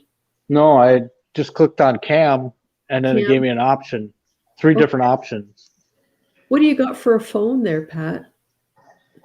Galaxy 10. A Galaxy 10? Yeah, I don't know about those. Maybe somebody in the chat knows. Colors. Is there anything for settings visible on your screen? So settings, and then I go to camera, and just nothing after that. So, And that's Let me on the. Yeah, That's see, on- once I'm in, I don't see any of that. It's like when your first login, when you're first logging in, you can have that option, but right now I don't have that option. If I hit cam, it just closes it out. Oh, maybe you have to go out and come back in and set your phone from the outside. yeah, let me try it. I should really try it one of these days. I've just never done it. One of these days, I'll give you guys a tour by leaving the chair, appointing someone with a wrench, leaving the chair, and going downstairs with my phone. That's crazy. Yeah, let me try it. I'll leave and see if I can come back in. Okay, I'll watch for you. Hey, Abyan Kabir, good morning from Bangladesh. Wow. Which brings me to another topic, and that is a worldwide stream. I'm looking at the weekend of February 27th. The 27th is a Saturday, so it could be Saturday or Sunday. And I have to do a bit of research yet to confirm, but I think noon or 1 p.m. will hit most time zones around the world where it's not going to be 3 in the morning. I have to just double check about Australia, but I guess it depends where in Australia because they've got time zones down there like we do in Canada. There's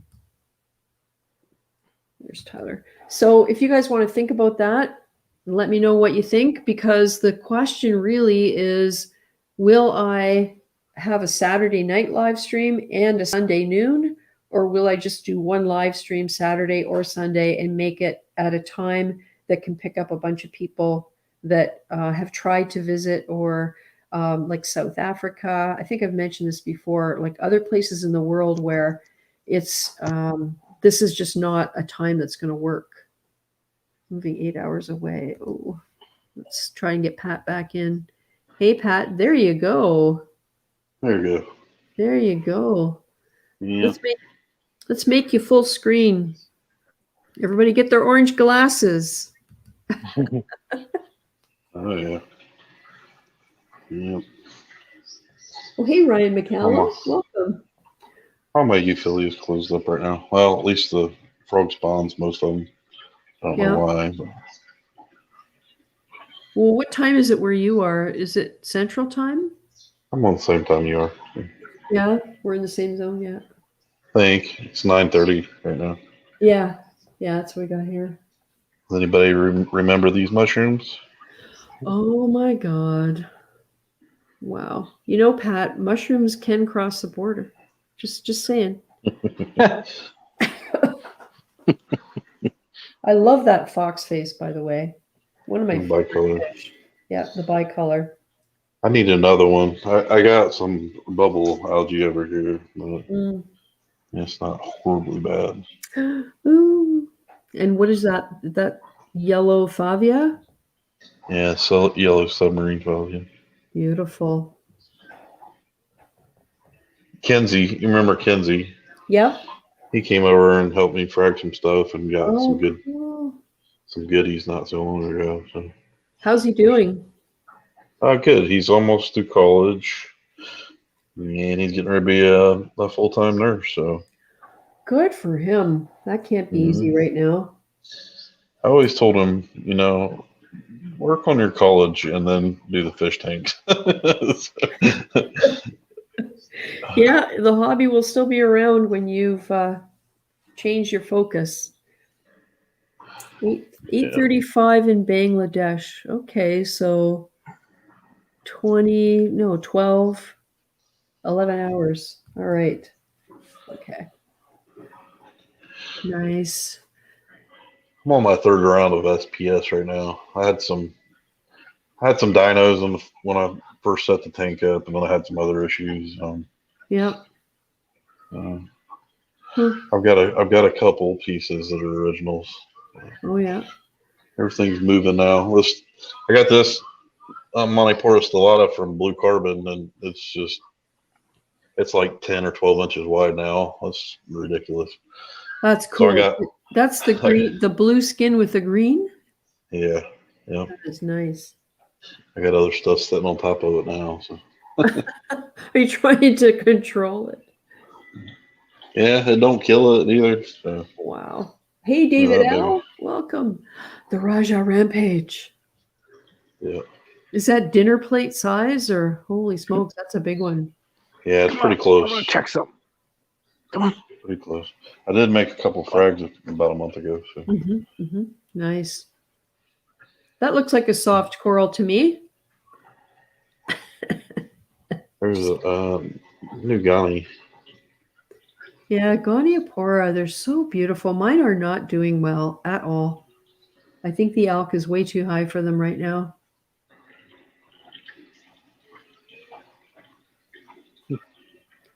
So how many frags did you end up getting with that Indo gold torch?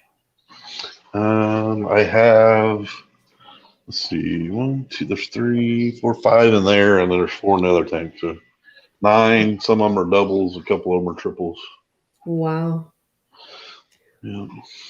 Hector's asking you to save him a frag of the Rampage. Hey, man. Yep, no problem there. Just tell me how big a one you want. I got a sea hair in there. Big one. It's a huge one. A which? Which one? Sea hair. Oh, yeah. Okay. And so is he helping out with, is he doing a good job with the algae so far? Yeah, he's doing pretty good. He's not what I ordered, but I ordered the dwarf size one that only get like 4 inches big.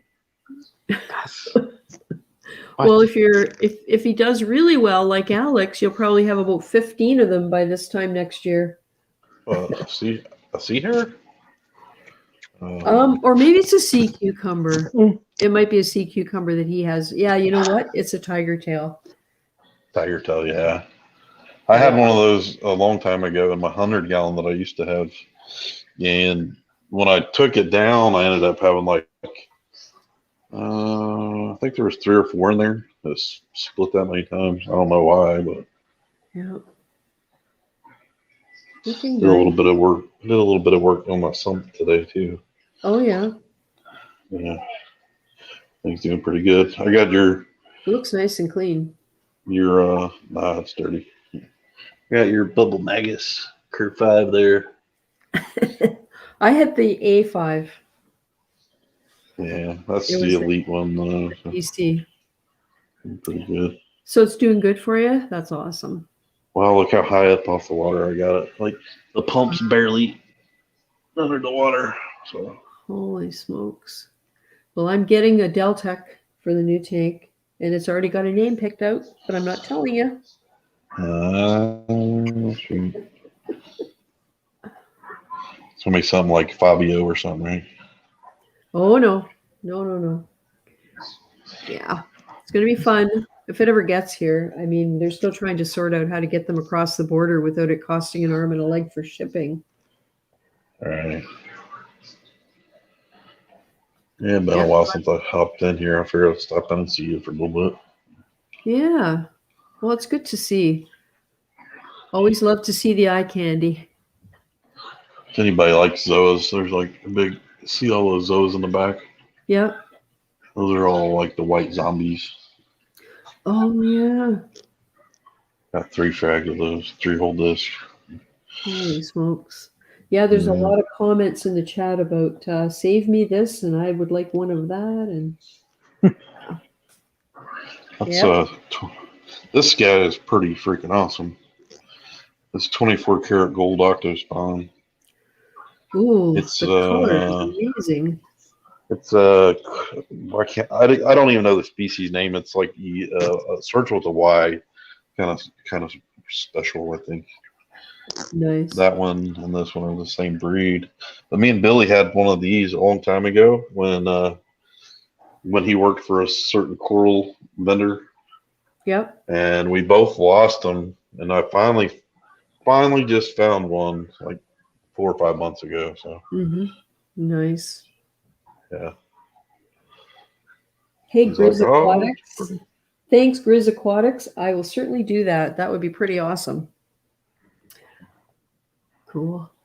So overall, how are things doing in the tanks?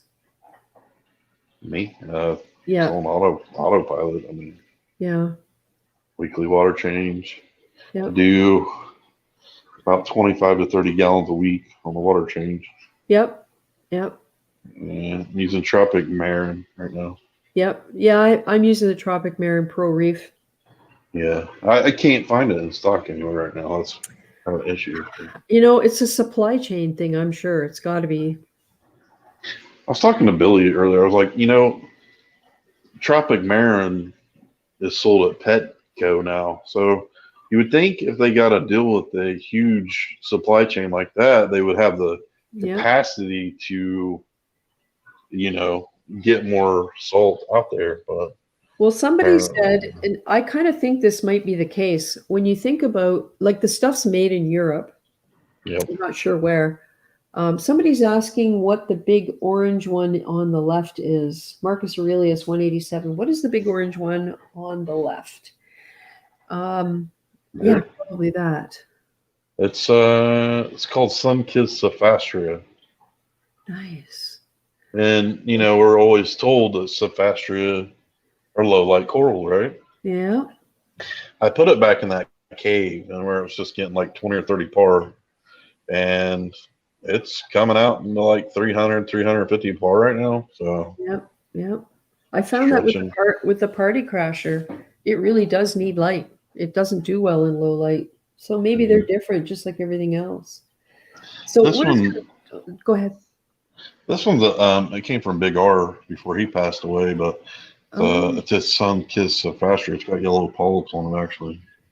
Wow. I don't know, you can't really see it. I can't zoom in or nothing. But. Cool. So the supply chain thing, there was a thing a while back saying passenger aircraft often had cargo space available, and that took a lot of freight between, like, all over the world. So if you think about it, if there's, only 5% of the air travel that there used to be, that takes away a huge capacity for cargo and has an impact on shipping. And it both increases the price and also reduces the volume. So, it could impact even things like the salt, because those things weigh what, 60, 70 pounds a bucket? Yeah, 50, 55 to 60 of them. So, it makes a lot of sense to me. If they don't have the options for freight that they used to have, maybe it's just, it's a logistics thing now. Yeah, that sounds very reasonable. Yeah. It costs more for that ticket to fly than it used to. So. Yeah, for sure. Straight Reefer says he's still got the Bam Bam from you. Nice. Bam Bam. I don't even have Bam Bams anymore. I don't know if anybody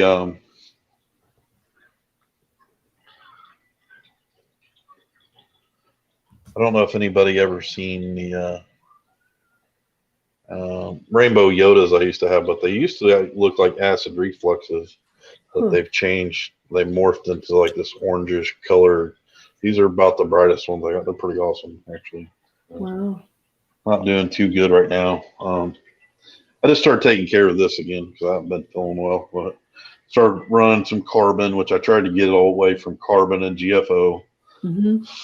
I was able to get off the GFO, but I got 2 algae scribblers on the tank. So, and then I had a problem where my phosphates climbed out of control, and I had to get the GFO back on there. So I mentioned that to you in private a little bit a while back. So. Yeah. So you got him back down then? Yeah, I think so. Yeah. Did you remove the other stuff? Yes. Yeah. That's interesting, because my nutrients bottomed right out.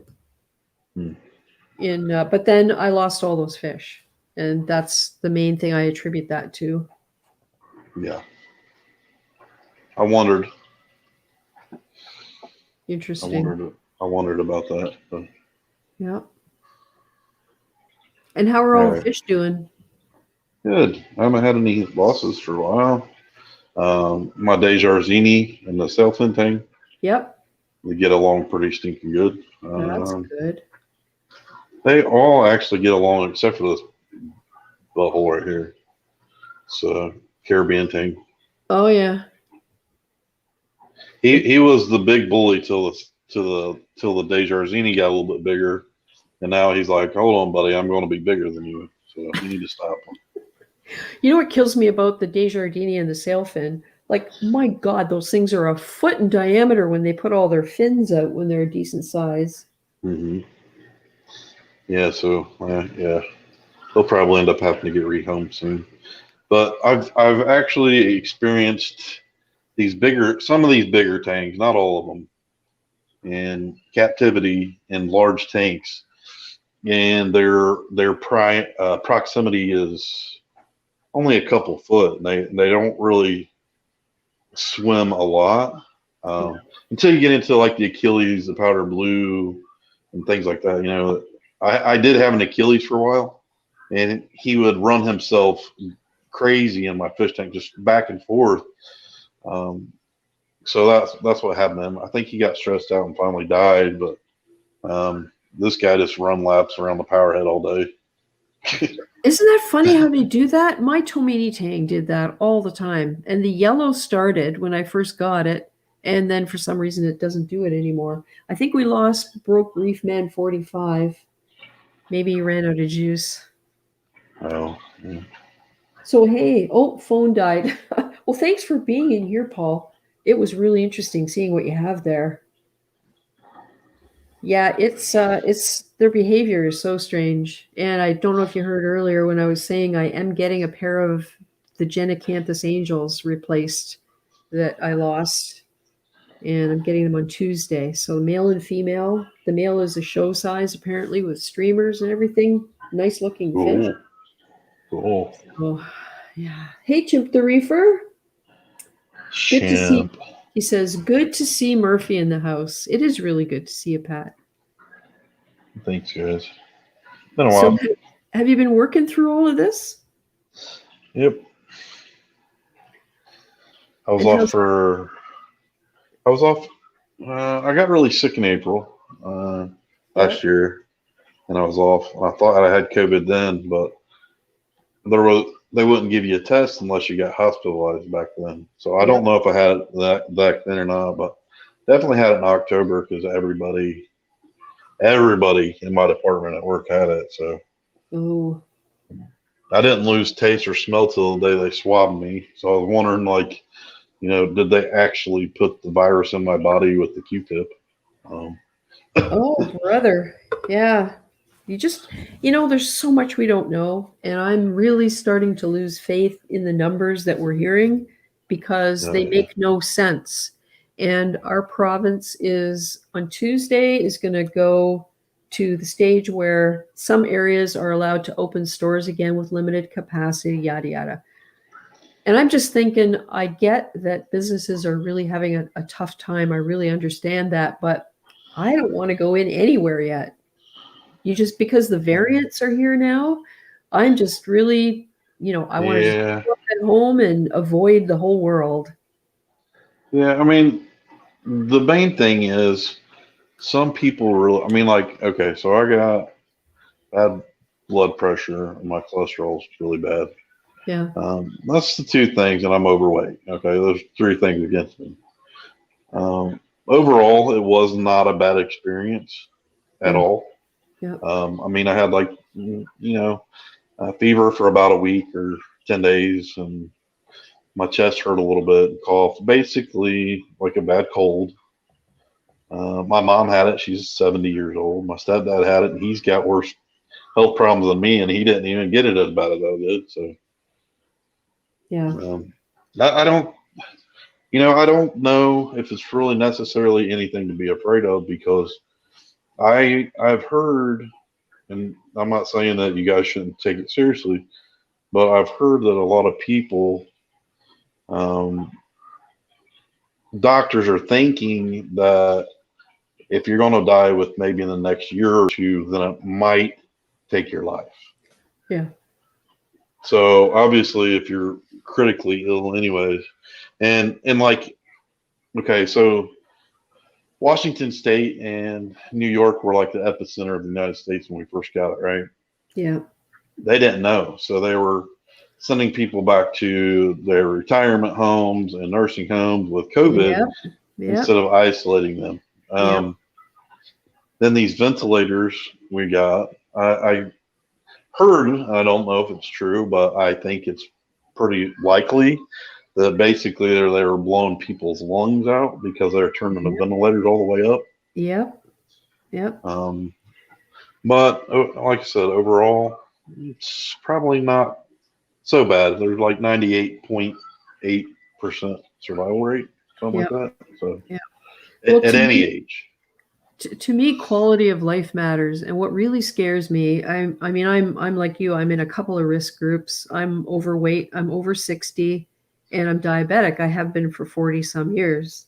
Mm-hmm. So those risk groups, I don't particularly feel as if I have a weak immune system because I haven't had a cold in a long time. I recover well from things, but anyway, what really scares me is, maybe what you're experiencing now, which is the after effects. Because it's one thing to get something that's really serious and survive it. It's another to have your life altered forever afterwards. Mm-hmm. And it's the long haul idea that I find really, really scary. So until we know more, or until treatments are developed that can handle that, or perhaps some of the treatments that have been used were causing it. I mean, who knows, right? Well, you brought up a good point about not knowing what the next 10 years will bring for you when you catch COVID. I mean, I'm sure everybody doesn't want to hear this, but in the beginning, there were some doctors that were saying, okay, people were testing positive for HIV after they got the virus. It's true. So what some doctors were also saying is, since it was genetically modified, I mean, it was a patented virus. Anything man-made is patented. Not stuff that's just naturally occurring is not patented. So it's something we got to understand, that it was made in the lab, 100%, and they believe that HIV proteins were taken from HIV and they were injected with this flu or COVID strand. Okay, because the COVID strand by itself is not that bad, but when they put the HIV protein with it, it makes that spiky ball on the outside, which attaches to all your blood cells. Yeah. That's how it penetrates your body so much. Yep. And like HIV affects people in different ways. I mean, COVID's almost the same thing, So yeah.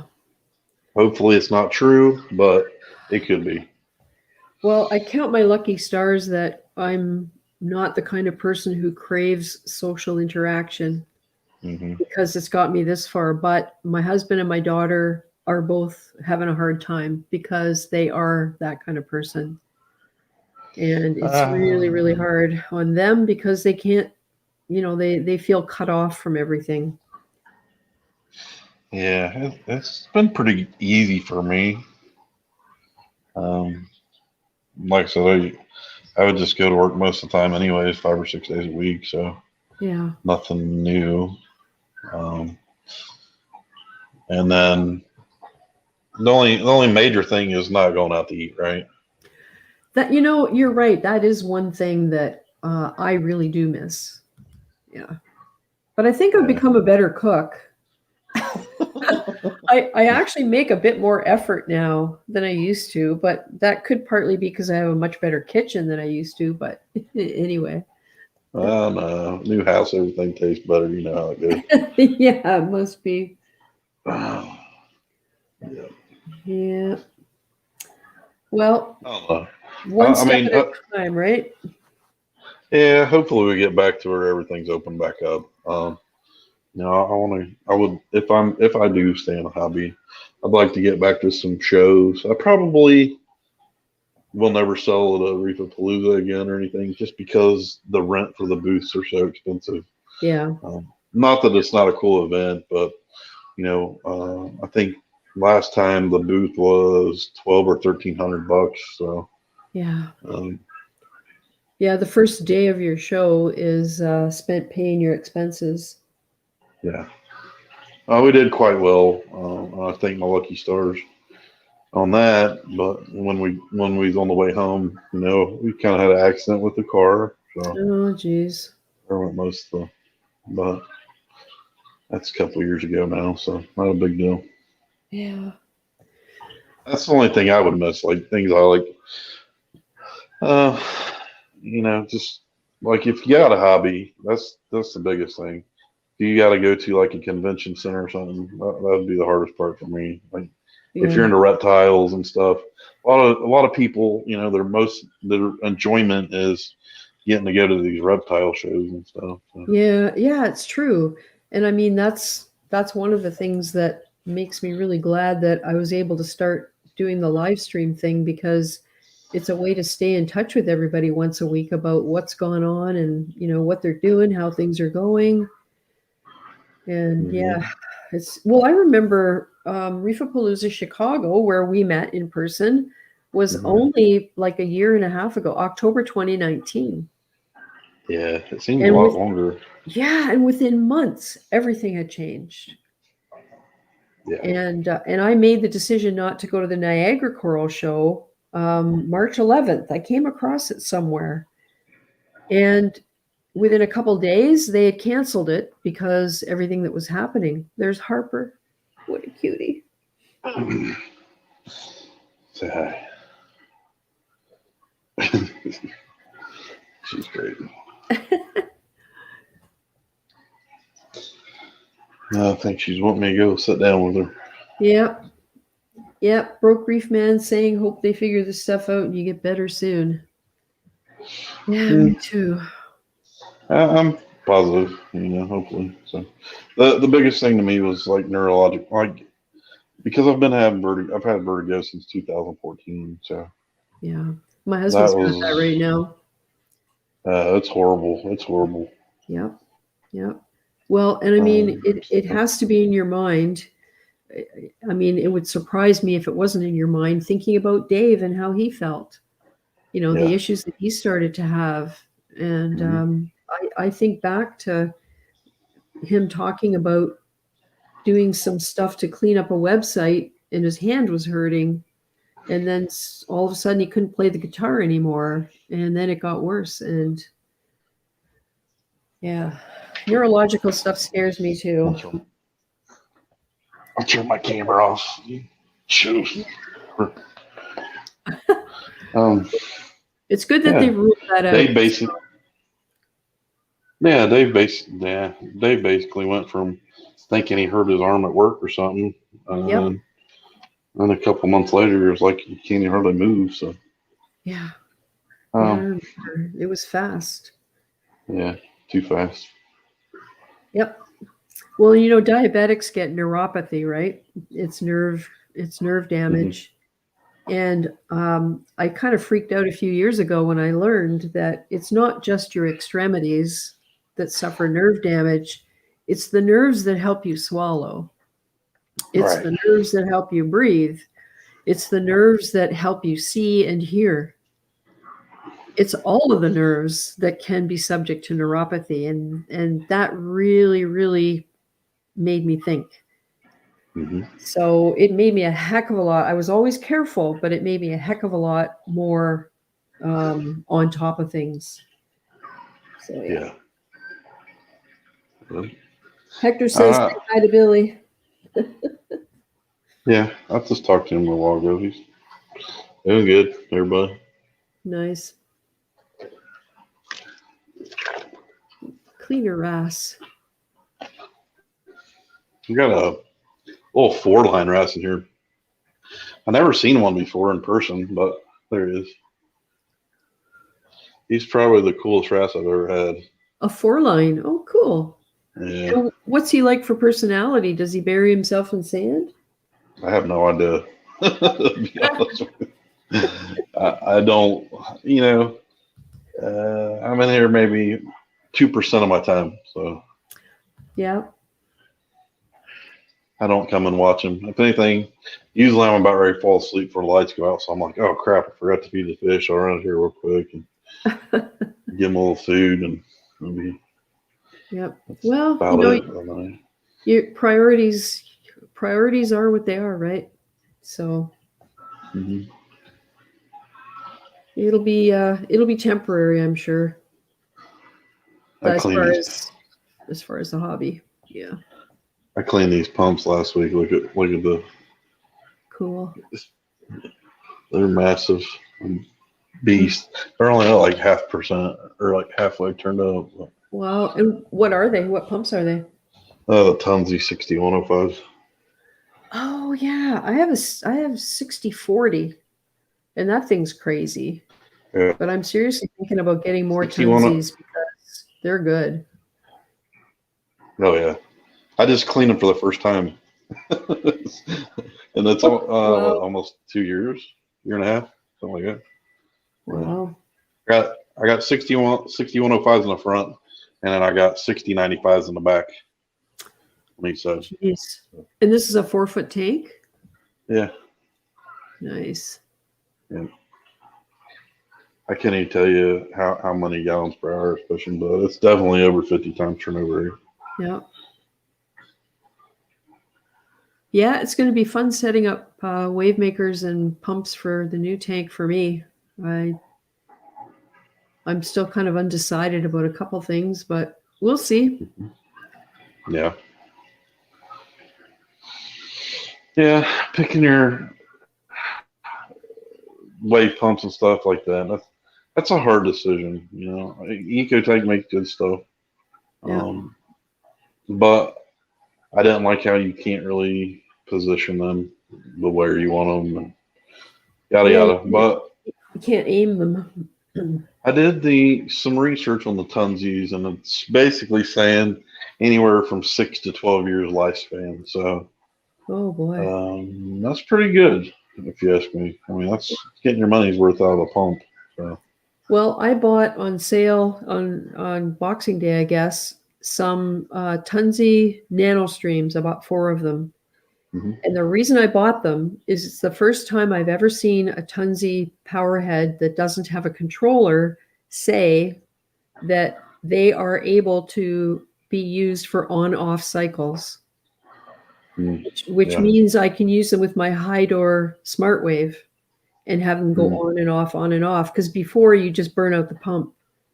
But these little nanos, that's the first time they've ever stated right in their description that they can be used that way. So does your high door make a clicking sound every time it clicks over? Trying to think back. They would rattle because they run in reverse. When the little pin breaks off inside the basket, they run in reverse. So they would rattle. The controller, the high door one I had, that would actually like click. Every time it clicked from one pump to the other, it would make a click sound. I never had that. Oh, good night, Benny. Thanks for coming by. Have a good evening yourself. Just got to go. Yeah, I never had that with them, but I was always disappointed with how short lifespan they had, probably 6 or 8 months. And then I found out from the high door guy that you never should use vinegar to clean them because of the resin. And I also found out that most of the parts that break are replaceable. You can buy new baskets, new impellers, and I didn't know that. I have motors. I have tons of motors with no other parts. So that's one of the things I have to do is go through all of the stuff that I have and get the parts and, rebuild them, because I always felt like they moved a lot of water for the size of the pump.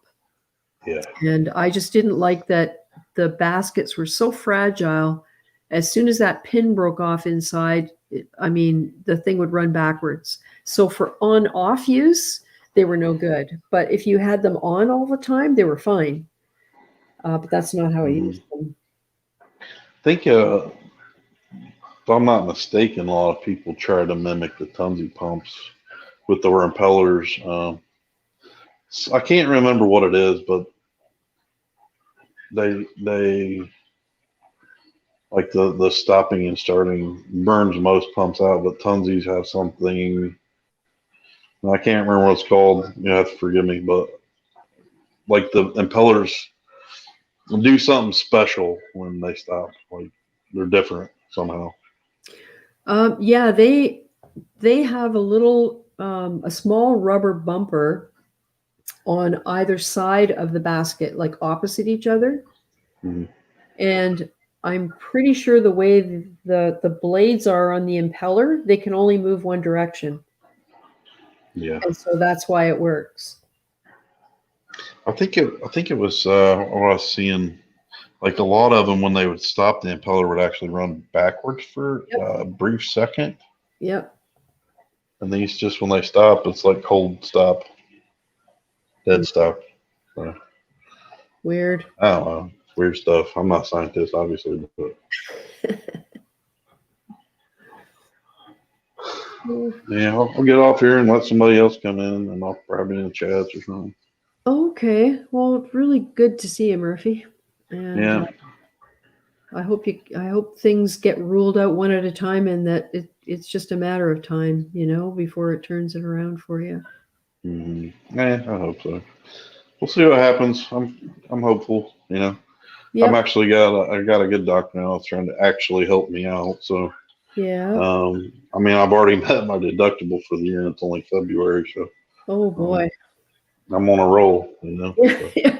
Well, and that's the other thing that happens. You at least here, I'm afraid to go to the doctor because I don't know like who else is going to be there. They've got things set up now, but a lot of us don't get hospital tests that we're supposed to get once a year and all that kind of stuff because of all the protocols. A lot of the imaging and things like that are actually closed. So until they open up again, we just got to wait and get our tests. Oh, Yeah. Reefing with O is here, asking if he can get some of that Raja. Sure.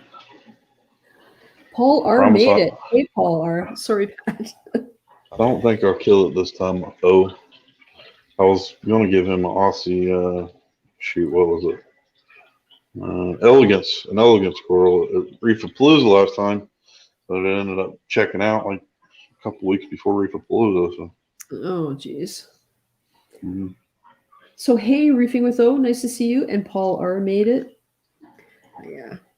Well, take care of yourself. I hope to continue to see you around the hobby, but I totally get why you'd step back a little. I mean, that's going to be hard to get. It'll be hard to get rid of all this, anyway. So hopefully something happens. All right, you guys all take care and happy Saturday. Yeah, you too, Pat. All right, bye, guys. Talk to you soon. Great to get that tour. Really nice to see everything doing so well. I guess ups and downs here and there, but yeah, it's the way this hobby is, isn't it? Who else we got here? Well, I can show you guys. I don't know if everybody's seen it. The sump running, this video. I did put this on Instagram, but you might not have seen it yet. The video I'm working on right now is about the water mixing station, the RODI, and what I've got set up to make salt water and how that's going to work with water changes. And also the ATO. We filled the ATO today for the first time and tested something really cool with it. And I have a high door smart level that I absolutely love. I've always used it throughout all the time I've had an ATO at all. It's never let me down. And I bought one as a backup. So now I have a pair. And when it comes to ATO in the large surface area of a 100-gallon stock tank, the water has to drop probably close to 3/4 of an inch before it triggers the sensor. So with this particular ATO, the pump that fills it is a Tom Aqualifter. and it will time out before the water reaches the level it needs to reach. So I'm going to put 2 of them side by side so that, and each will have its own Tomac lifter because I've got 5 of them now. So that when the water level drops to where it triggers the pump, they'll both run at the same time and cut the time in half that it would take for the water to be raised by that 3/4 of an inch over such a large area. So I haven't tested that part of it yet, but that's going to be the next test I do once there's water back in it, because I'm really hoping that works and doesn't, because when the pump stops running, there's an alarm, and it's so annoying. But anyway, we'll see. We'll see if that works. So here is the video on the sump running.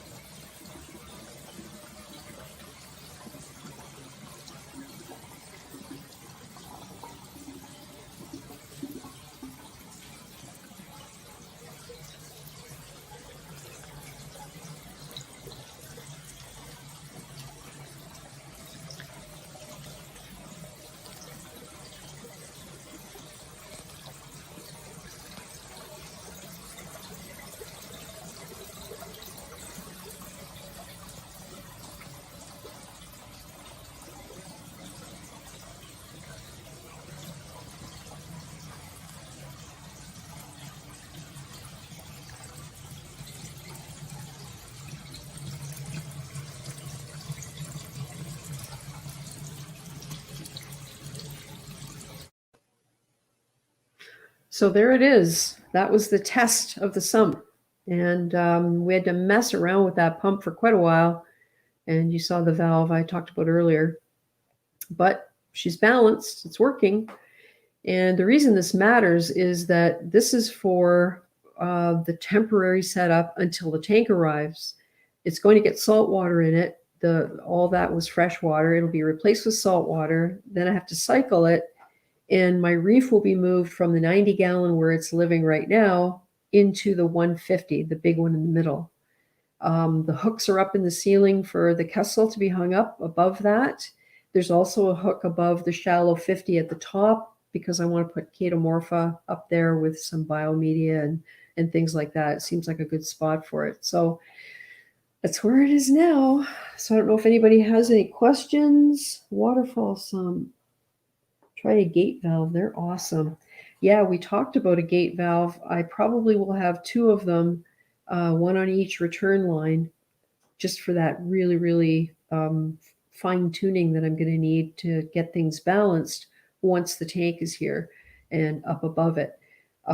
We had to do something with pretty soon to get it, to keep it running. We happen to have that 3/4 inch ball valve. So that's what we put in the hose, just cut the hose and put that in. And that got it working. So it proved that it does work. We know where the noisy spots are. So we're working on calming those down a little bit so that when I walk in, if I hear water running or splashing, it will mean something specific rather than be masked by the sound of the whole thing running. Because you know what it's like with the REEF tank, you have all those little noises and you want to hear when there's a problem because you want to take care of it. I'm just checking my email. No. Okay. Try gate valve. Oh, hey, thanks, Johnny Martinez. Well, the amount of reading and research my husband has done is just crazy. And then he sends me the videos and I look at them and, you know, we figure out what parts of certain things we can incorporate and what other parts aren't going to work for whatever reason. And we just kind of go from there. And then it's like anything. It's a huge sort of cross your fingers and hope that it actually all works. So it was a huge, huge relief that that's actually what happened. So yeah. What else is going on here?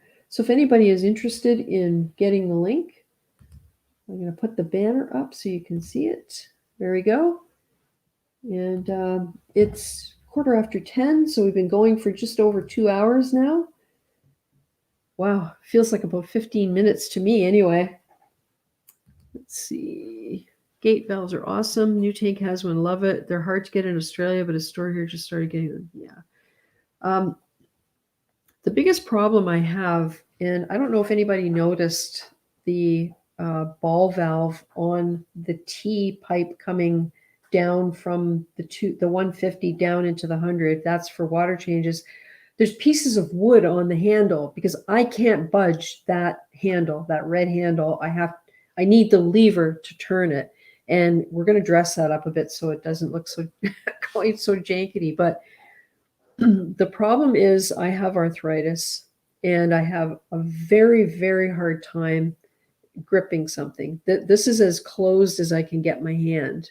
And you can see the tension on my knuckles. So for me to be able to turn something, I have to use the palm of my hand and be able to wrap my fingers around it. I can't use my fingers.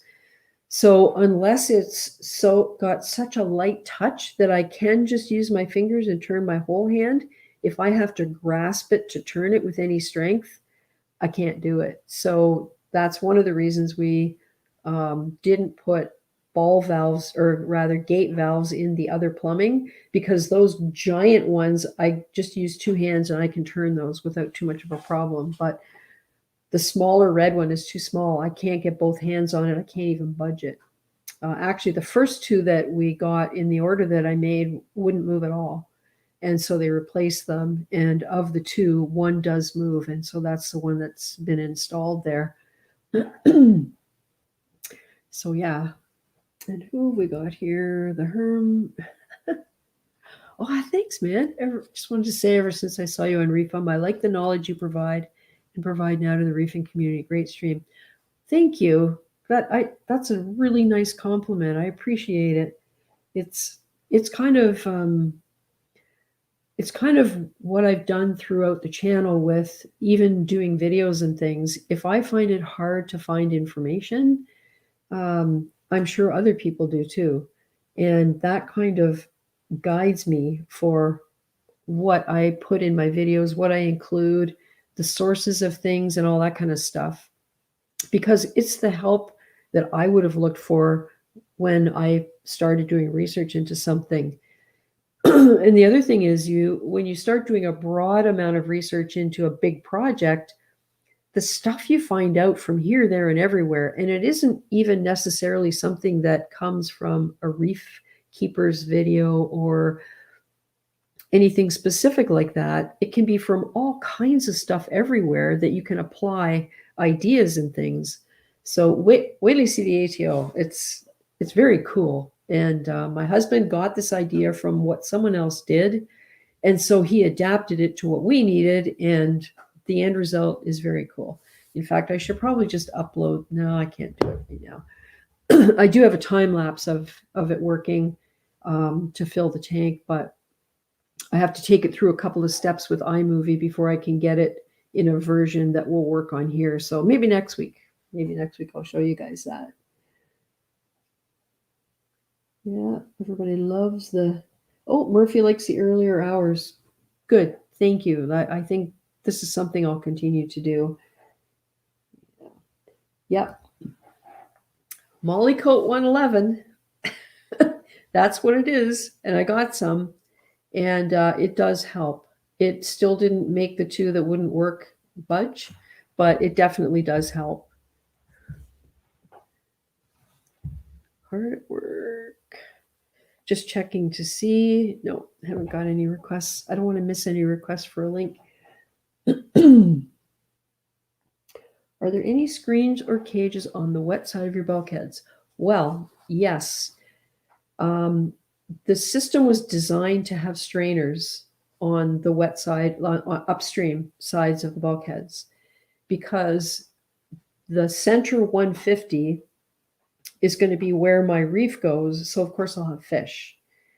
There's nothing that could kill them if they got into the bulkhead through the pipe and down, except I don't want them anywhere but in the 150. If they do get into the pump chamber, I don't really want them to have trouble engaging with the pump because it seems to be pretty powerful.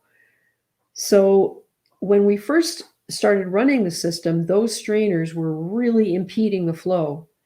And that was part of the reason, along with the pump maybe being too strong, that the water level kept dropping in the last 100. I want to keep it at 12 inches, which is halfway up, and it's roughly 48 gallons, so that I can keep the heating coils submerged with a little bit of space above them. I don't want them too close to the surface. So the strainers being such an impediment, we took them off just to see what would happen, and immediately the water started flowing through. So we knew they were causing a problem. So rather than not use them, they have little slots, and there are kind of like vertical bars, and the slots go across. So my husband just nipped out a couple of those horizontal pieces sort of on every other bar all the way around to create little square holes right where it threads into the bulkhead. And that made a huge difference. So there are small square holes, probably not big enough for a fish to get through. I might put a guard of some sort on them. I haven't decided yet once we get the fish in there, because the clownfish are pretty tiny that I have right now. And once we did that and then installed that ball valve on the return hose, we were able to balance it out and get it to stay at 12 inches overnight. The other thing that happened is humidity. Humidity down there was around 39% when we started. And after it had been running for probably 36 hours, I want to say, the humidity was about 53%. And part of that was because we tested the heating system and it works. So we're like over the moon about that, because it was really uncertain whether what we did would actually work. So we've turned the humidifier or dehumidifier on, and the water's, of course, all out of there now. But it shows us that, you know, once we get lids on, maybe it won't be so bad. But humidity is also something that we knew we would have to consider. And that's been confirmed. So we might have to install another fan, an exhaust fan. We don't know yet, but we'll see once we've got lids on areas that are open. The last two 100 stock tanks are going to be covered because we don't have to have any light on there. So yeah, strainers. Straight reefer. Oh, thanks, straight reefer. Here we go. Eat Sleep Reef has a video on YouTube about putting vegetable and skimmer cup surfaces. Tried it and it works. Check his video out. Skimmer cup surfaces, is that, Paul, is that to make like sort of a fake slime to break them in sooner, like to stop the bubbles from overflowing? I'm curious about that. I'll have to check that out for sure. Eat Sleep Reef. I'm pretty sure I'm subscribed to him, but you know what? I think it's another channel where I haven't had notifications for ages. I got a pen here.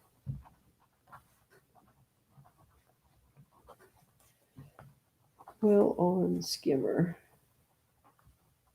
Cool. Okay, I'll check into that. Thanks. Thank you.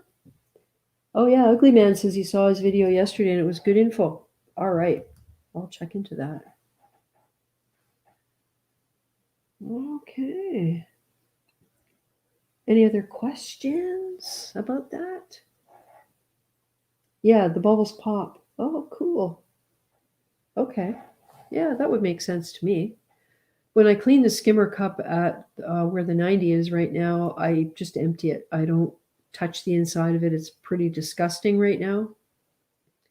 But I find if I clean it, it takes a while for the foam to develop again. I only run that skimmer between about 1 in the morning and 5 in the morning because of the low nutrients in there, and it seems to be doing what it needs to do. I put more surface agitation in there because there was kind of an oily film on top of the water that I didn't like, and that's gone away now. So between the skimmer and the power heads breaking the surface a little more, it seems to have resolved it. Causes the skimmate to slide down to the bottom instead of overflowing. Oh, I definitely have to look at that. Cool.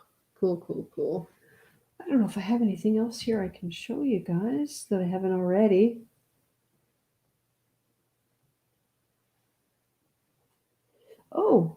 Oh, I think I showed you the heating system last week.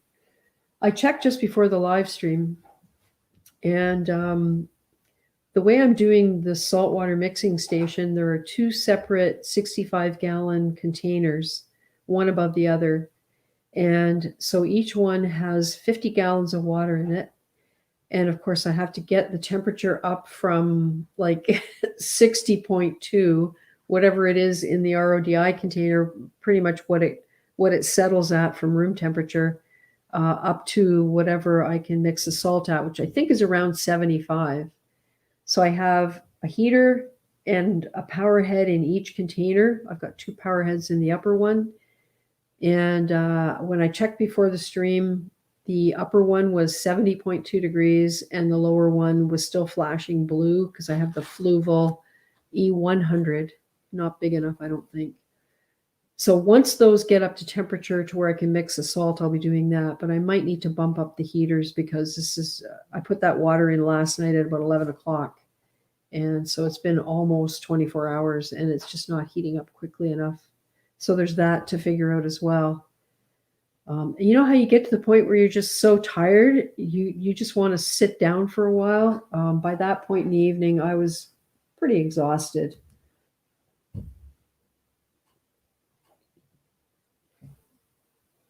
McCallum's Reef, nuts lately, ever since the DIY nitrate reactor.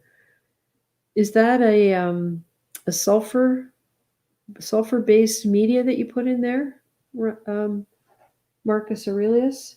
Just curious about that. Wait a minute. Oh, cool. All right then. Quick tour of my tanks.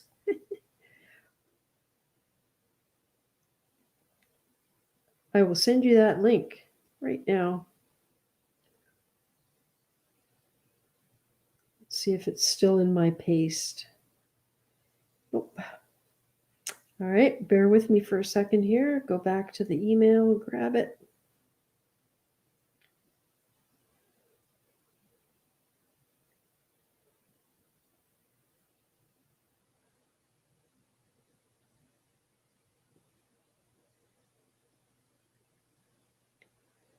And it's coming your way. Cool. Yeah, I look forward to that. Yeah, sulfur. Marcus Aurelius, Blue Carbon Reefing ran a sulfur denitrator. A couple of years ago, he had a video about it. And I can't remember. I think he took it offline because he has such a large volume of water. I don't remember the details. I probably shouldn't try and guess. But anyway, he did run a sulfur denitrator. I'm pretty sure it was a DIY that he set up. If there's anything you need to know about that.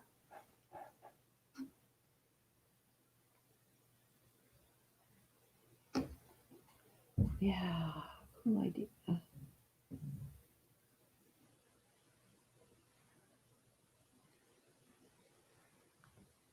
Nice. So tomorrow's Valentine's Day.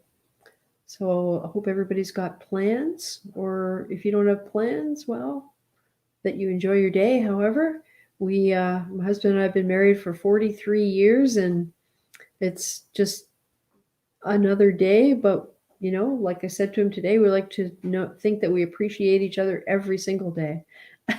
Sounds like a cliche, but, you know, I guess that means I'm not the kind of gal that needs expensive flowers every year. I don't know if that's good or bad.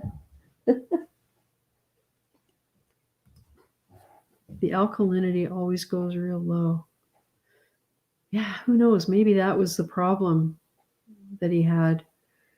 I haven't done any specific reading into it. I just remember a comment I made on his video at the time was it would take probably a decade to cycle through all of the water in his tank at the drip rate that he had, or in his system, because he has 1,000+ gallons. I can't remember now what it's up to, but he has a 360 display, I think.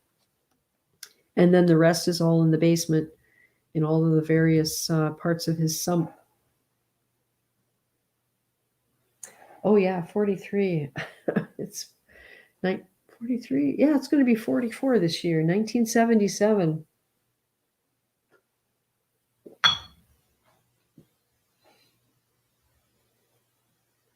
Nitrate solid 5. Oh, cool. Huh. And what were they before you started? Like, was this like a sort of a control thing, or was this like a rescue thing that you were trying to do with it?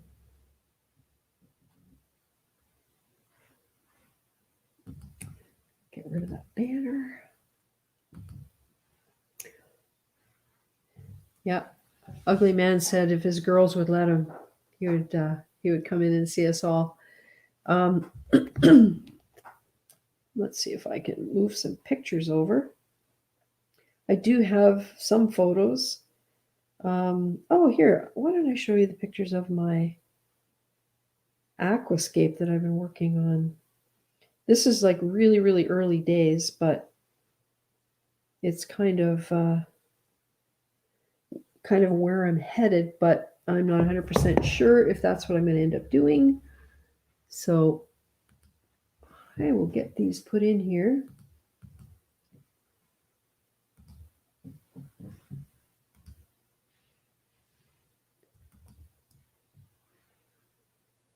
There's that one.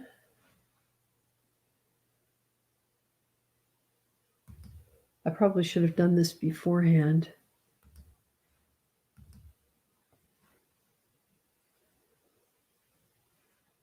And another one.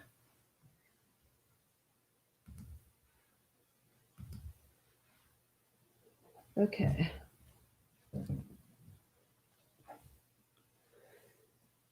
So here's the first kind of layer that I started with.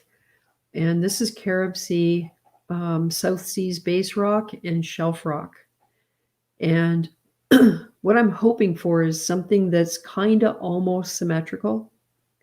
You can maybe see on the edge at the left there, I've got kind of a squiggly black line. That's the Eurobrace. So I don't want the rocks actually you can see it better on the right. I don't want the rocks any closer than about 5 inches to the glass. Because one of the things I learned is that when you're reaching down to clean the glass, you have to get on such an extreme angle that anything that's within a couple inches of the glass just gets mashed. So I don't want to end up sort of damaging corals when I'm trying to clean the glass. And sometimes you need a scraper. Just a magnetic one just won't do the trick. So you actually need something with the handle, and thus you need that extreme angle to get in there and put enough pressure on it. I've run into that a number of times.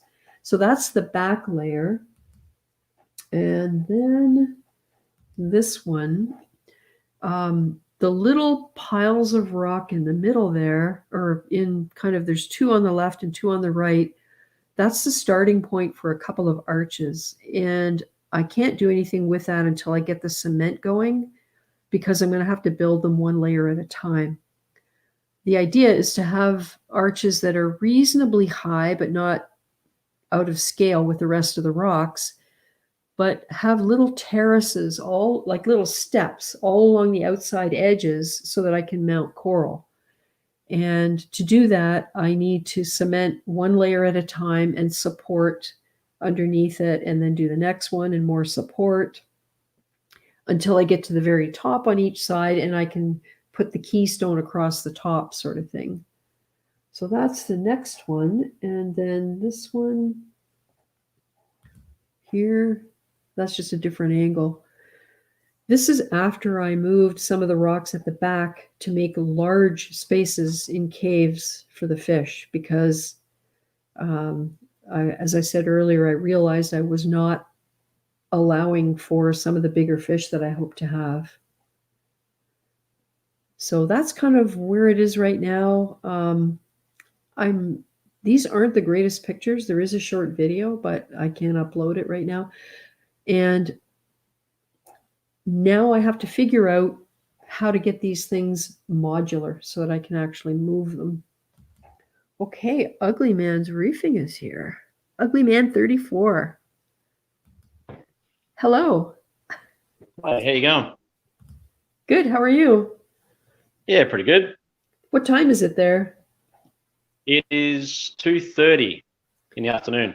Oh, okay. Cool, Yep. cool. Good. So what have you got going on there in your tanks? This is my new tank. It's been up since August last year. Yeah, just ticking away at the moment. Oh, nice. Are those hydras you got up there or radio? I'm not good with the lights. There's 3 different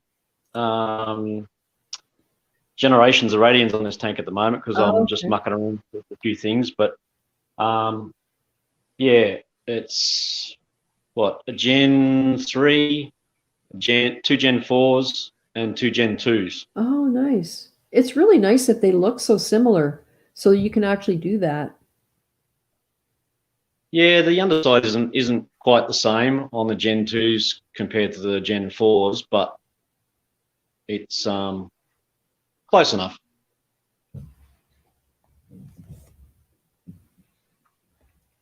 That's cool. And what kind of tank is this? Is this like a custom tank or a manufactured? Yeah, it's custom built. It's 170 centimeters wide. Yeah. By about 66 centimeters deep by I think 22 inches deep from top to bottom. So in imperial, that would be 5 feet by.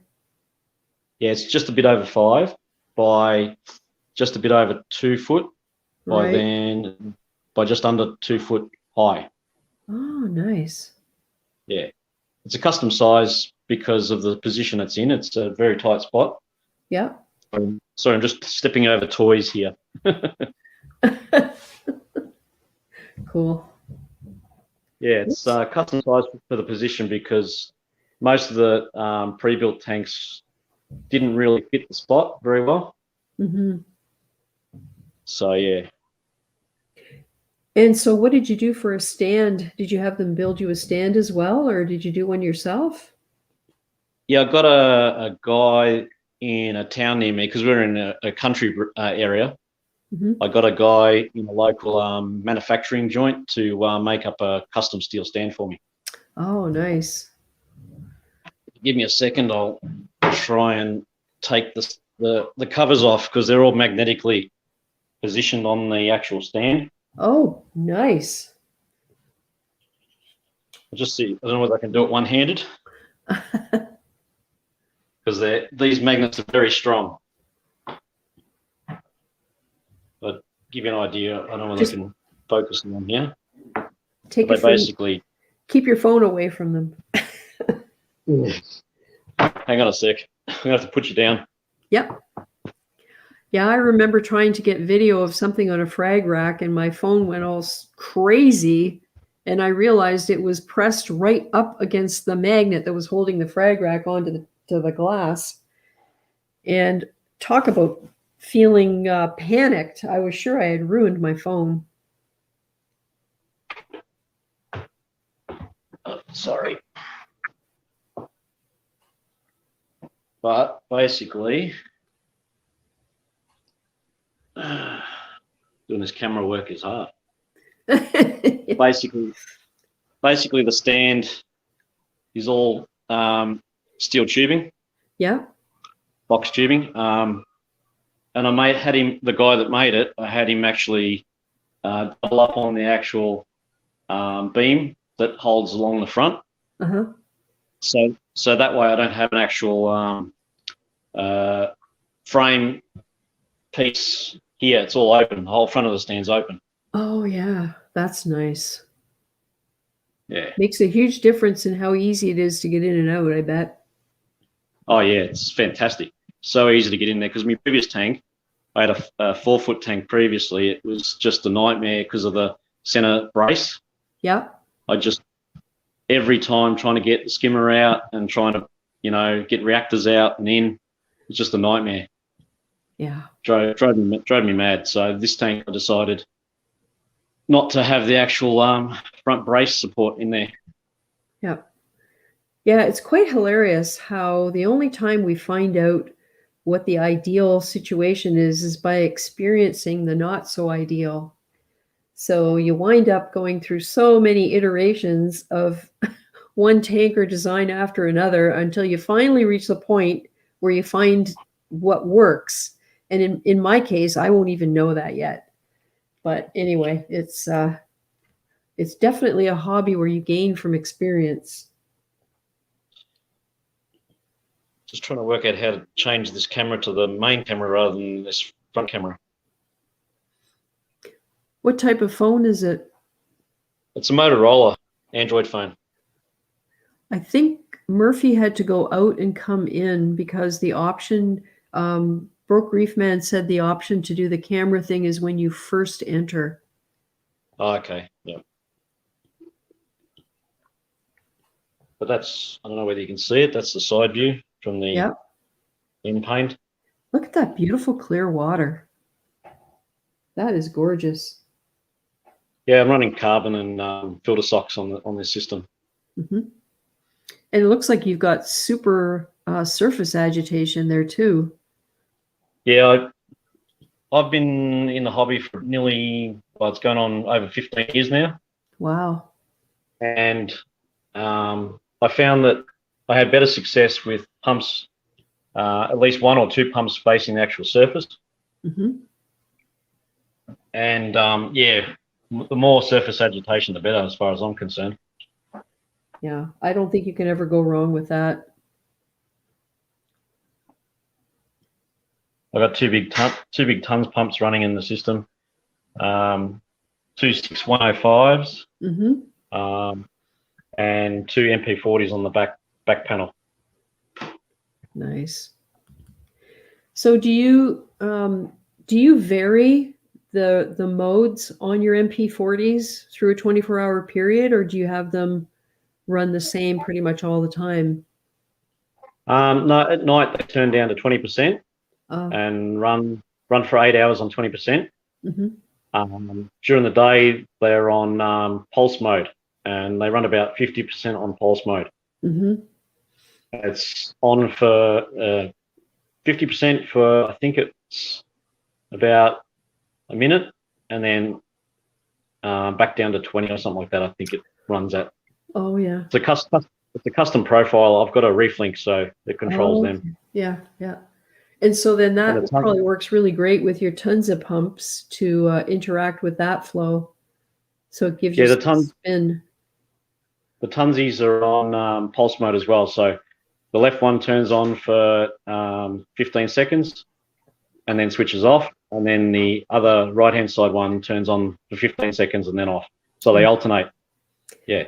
Yeah, I love doing that with the high door pumps with the Smart Wave.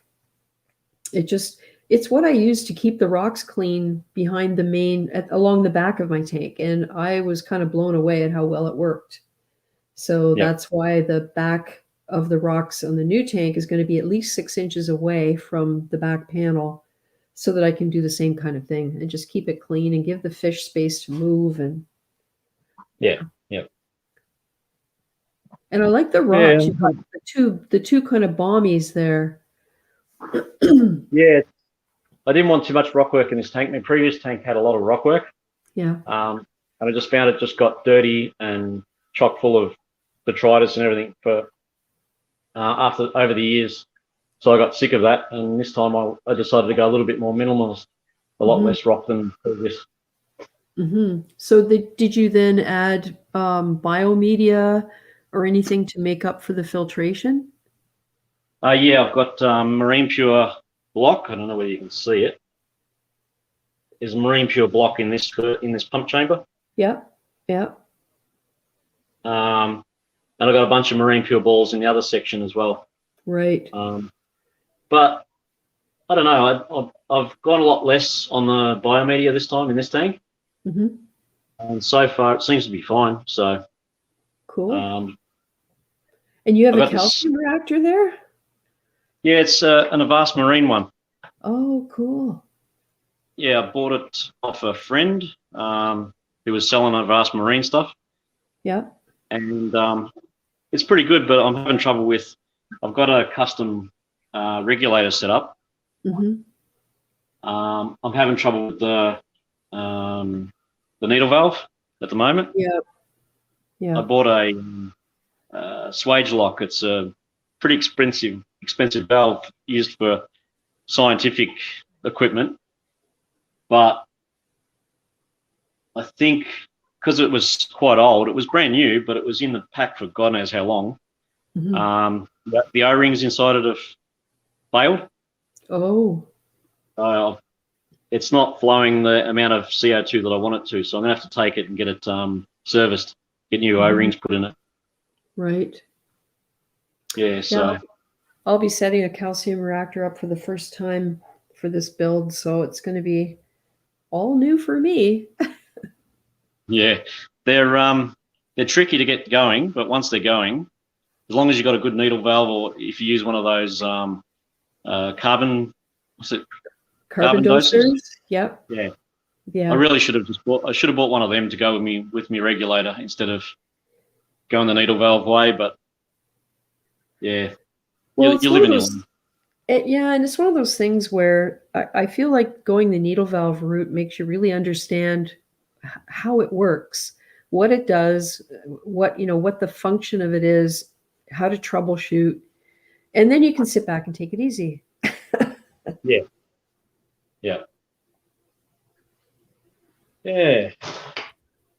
That's my big tank. I'll take it and show you my nano. It's been running for nearly a year and a half now. Oh, nice.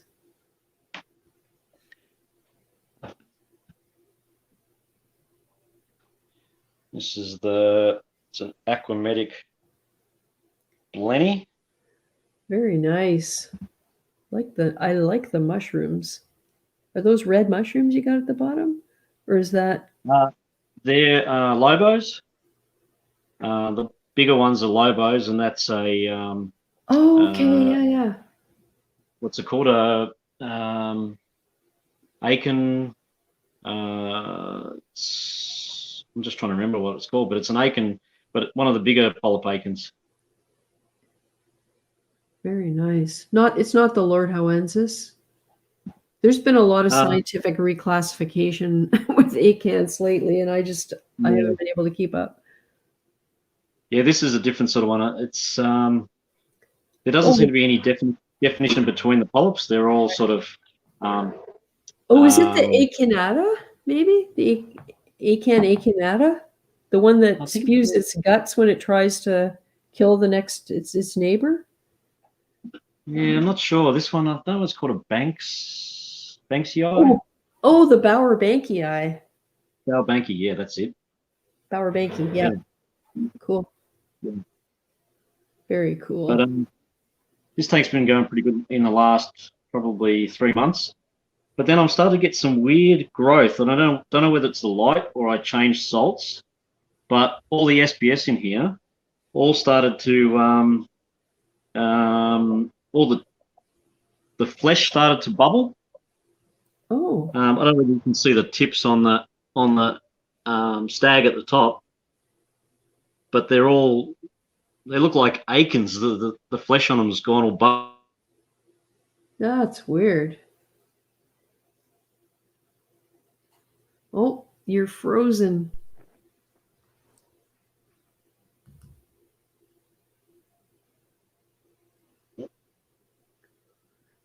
I lost. Oh, I think you're back. Back? I think so. Yeah, it's probably the Wi-Fi. We've got bad Wi-Fi. Yeah, I know the feeling. But yeah, this tank's been doing pretty good.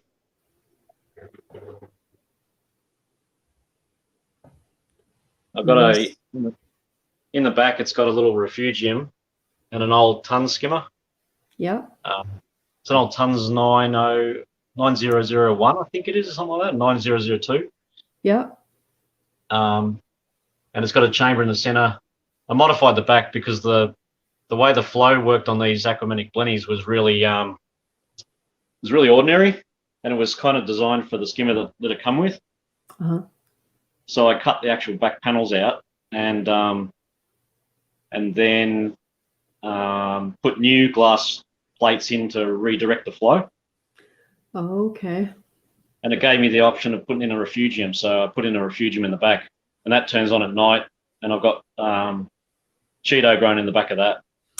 Oh, nice. Yeah, that's the biggest challenge with the smaller, like with the nano all-in-ones, is getting an opportunity for anything to do with the refugium. There's just, you have to really be careful how you use the space. Sorry about the noise. This is the laundry, and we've got the washing machine going. Oh, we have a question asking you to detail and elaborate on your acros. My acros? Acros, SPS maybe? In what way? What sort of varieties I've got, or? Yeah, maybe describe what you have. I've got most just pretty average looking acros, nothing really special. I don't have anything like Walt Disney's or, home wreckers or anything. I've just got, most of the ones I got from wild colonies. Because here in Australia, it's like you can get wild colonies for anywhere from $25 to $120. Yeah. Usually around the size of your hand. Yeah. Yeah, we did have a comment here saying, don't ask him the price of the corals. It'll make you jealous. Yeah, well, most of the stores here I'm down in Victoria. Most of the stores sell, hand-sized colonies on average for around about $40. Holy smokes. But the deal is that because they're wild caught, your chances of getting a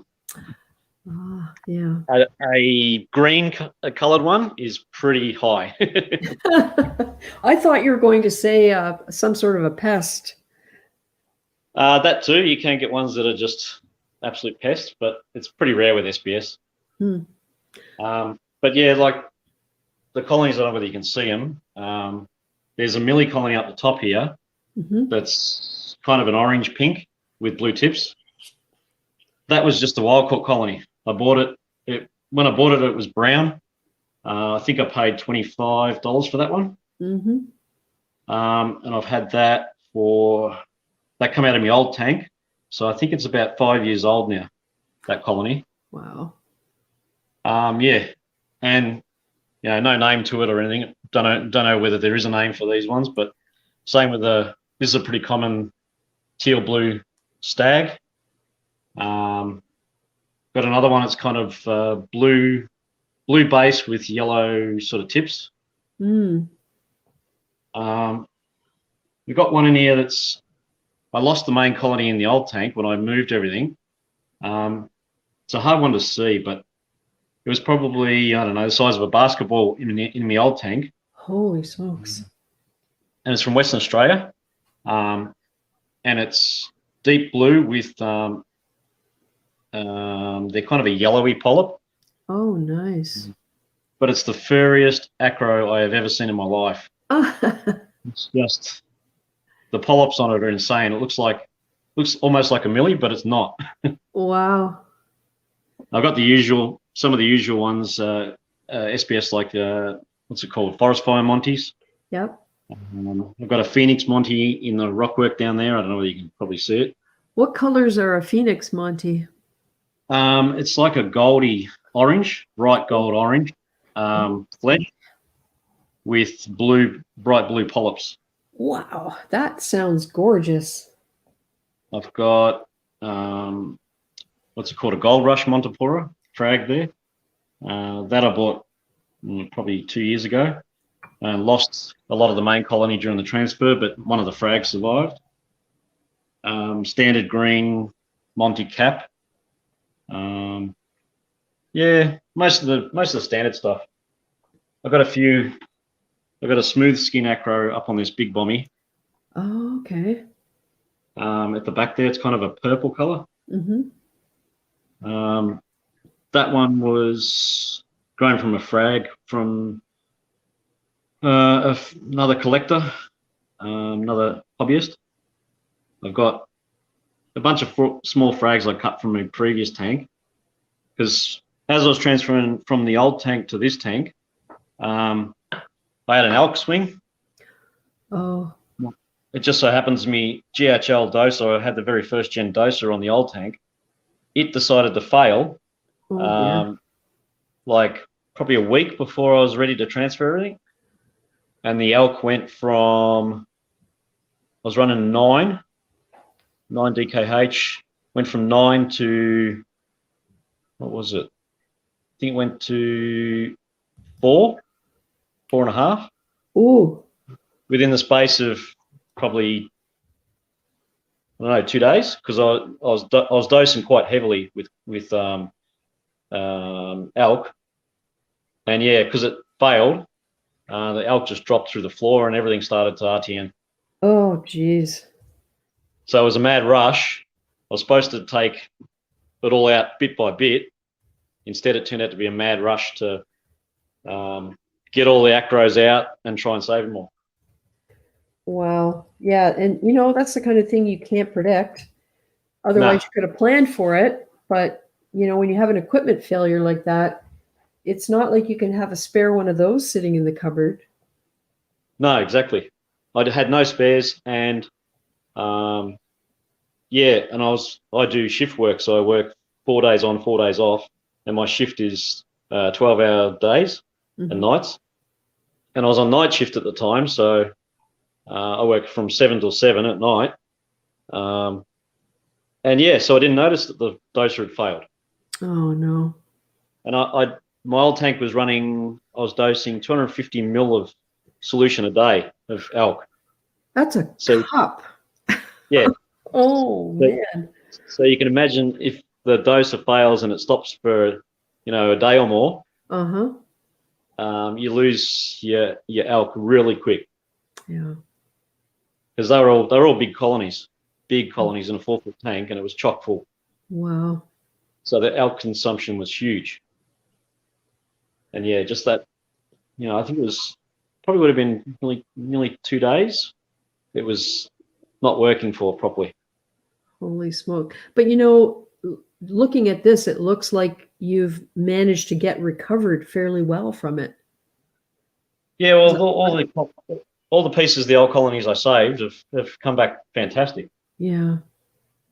I only had that millie. I think the millie died in the center. A couple of sections died, and I just chopped out the center, and it grew back fine. This, I don't know whether you can see this elegance down the bottom here. That is really nice. I saw the clownfish messing around in there. Yeah, they're laying eggs underneath it. Oh my. That I was given to by a friend who was leaving the hobby, and that's been in my systems for around about 12 years now. Oh man, that has to be a record for keeping an elegance. Yeah, it's one of the most beautiful elegances. It's bright yellowy green with purple tips. Really nice. What One kind of my favorites. What kind of a tang is that right there that's been hanging around? Is it? And what is it? What does it mimic? Which? This one, when I got it, was bright yellow, so it was mimicking lemon peel angels or whatever it is. Yeah, yeah. And then as he got older, he changed color. Yeah, because he looks like a bicolor now. I was trying to figure out if it was, and he's got that orange stripe on his tail. Yeah, that's adult colors apparently. Very nice. I think he's 10 years old now. I've had him 10 years. Holy smokes. Yeah. I hope I can say that someday. The purple tang, I've only had him since he's probably 6 months now, thereabouts. And the cold tang's only 6 months old. Wow. In this system. I bought those two, and I think the cold tang had fluke when I got him, because he had a mark on his side, and I ended up having a treat for fluke. And yeah, the treatment knocked the bacteria in the tank back pretty badly. Yeah, I went from white sand and everything doing really well, and the rock work looking great, and then had to treat for fluke with I used levamisole, and all the bacteria just knocked it for 6. Wow. And within 2 weeks, the entire bottom, the gravel's just getting.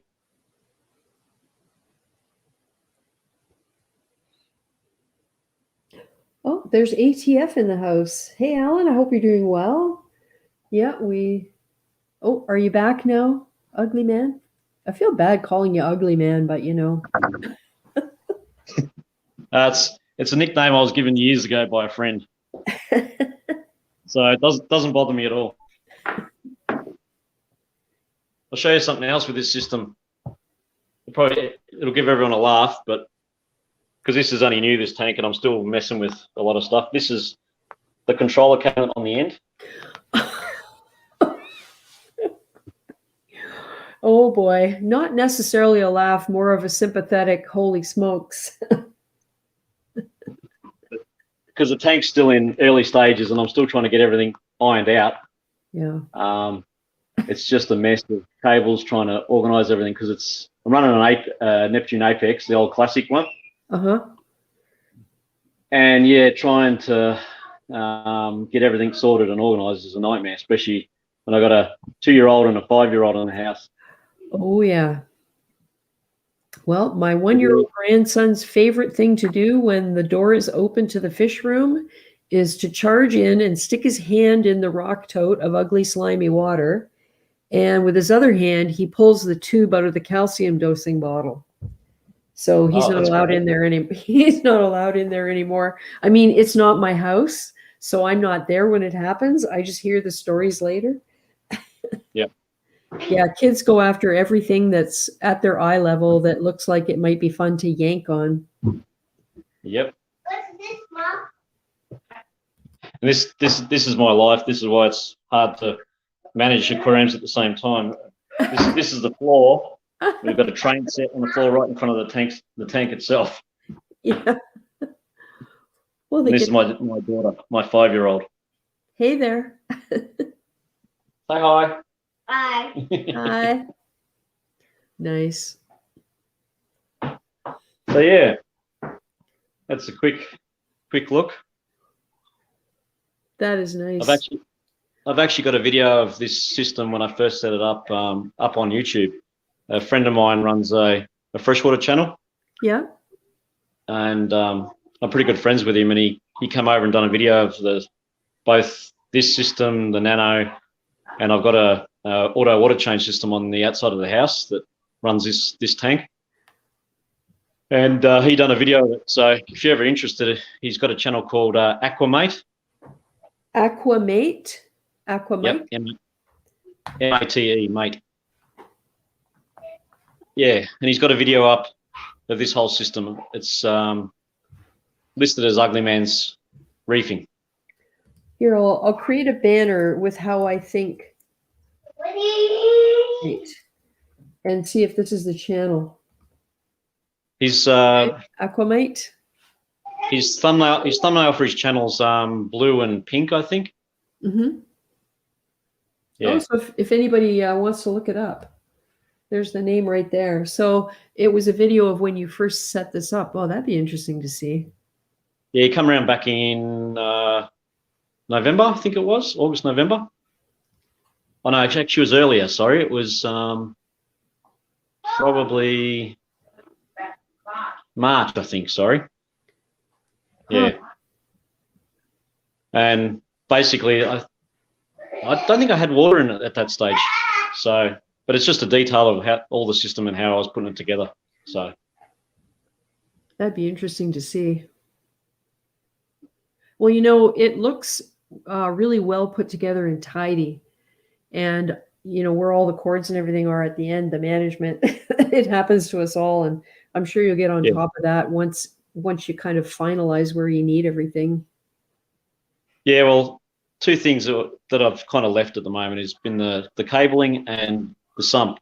I'm changing out the sump because I'm not happy with the sump. It was given to me by a friend, and I wasn't originally going to use it for this system. I was going to use it for another setup. So it was an okay size, but not the size I really wanted. And it doesn't have a chamber for filter sock, so I had to put in a filter sock adapter on it to make it work. Yeah. So that sump's coming out, and I'm going to have a custom sump built. I'll probably build it myself, actually. I'll get glass cut and just build it myself. Yeah, so that'll probably change within the next 6 months. Yeah. Yeah, and it's one of those things where you it really does evolve. As I was saying earlier, I think that's one of the things that really surprised me about the hobby was how ever changing things are based on your experience, and everyone has different sort of I guess I call them rules. I mean, I have rules for myself of things I will do and things I won't do, and the way I need to arrange things to make things easier. And I guess for everybody it's different, because when I look at some people's tanks, I think, oh my God, like, how do they ever do that? Because I know I would never have the discipline, right? It takes time. Yep. Wow. Very nice. So I'm so impressed with the clear water. It looks beautiful. Yeah, it doesn't always look like that. It's only since I put the filter sock adapter on the system and then started using carbon. Yeah. And I only started using. I've never really bothered with carbon before, but I only started using it because I was treating the tank with levamisole for the flu. Yeah. And yeah, so when I put the levamisole on, I started doing water changes and running carbon to remove all the chemical. Yeah. Yep, that's the thing. So how did you get your bacteria back in balance? Just gave it time. And oh, okay. Kept water changes up and just gave it time. With the gravel, I don't know whether you can see. It's hard to get this right. Well, you can see down in the bottom here. It's all the diatoms are still in the gravel. Oh yeah. All I do is stir it up every now and again and just let me cleanup crew stir it all over. Yeah. But yeah, I didn't bother with any bacterial treatment or anything. Just gave it time. And the rock work, I just scrubbed it clean if there was any diatom growth or cyano on it. And used that beta Julian's thing. Yep. I just used that to blow all the detritus and cyano off the rockwork whenever I had a chance to do it. Yeah, and I guess once you get filter socks, you can get that stuff right out of the system. Yeah, that's all I did was just keep changing the filter socks because once you stir up all that rubbish in the system, the filter socks clog up really, really quickly. For sure. We have a question about what group of zoas is that? Do you have some zoas in there? Not in this system. In the nano, I do. I'm just trying to remember what's in the nano. I know there's rasters. I've got rasters in here. I've got I think there's Sakura Sunrise. I've got, I think, what are they called? There's gold centers. Bunch of these are just what do you call it? Just cheap ones that we get in fish stores in Australia. Just the standard green pallies. There's another one called I think it's scrambled eggs. They're bright yellow. Yeah. Yeah, there's scrambled eggs in there. What else? That's about it, really. What are they called? Eagle eyes and also blue hornets, I think, as well. Oh, yeah. Yeah, but they're a bit closed up at the moment because I stirred up the sand to try and clean it up a bit. Yeah. But yeah, I've never been a really big fan of zoas. Always been an SS fanatic. So, but with this tank, I thought I'd chuck some zoas in and see how they go. Yeah, they're really you can't beat them for variety of color and things like that. Once they start to grow, I have a hard time getting them started, and I have to be very patient. It takes about a year, and then all of a sudden everything goes crazy and they overrun each other, and before you know it, you have one or two where you had 5 or 6 because the most prolific growers are the ones that win, of course. Yeah, with my system, I when I was a beginner, I was going to the aquarium store, every couple of weeks, and I started buying zoas, and I bought these ugly brown zoas, and I thought they were fantastic at the time on a big rock. I thought they're fantastic, being a novice and not knowing what I was buying, and I stuck them right in the middle of all the rock work and thought, yep, that's a perfect spot for them.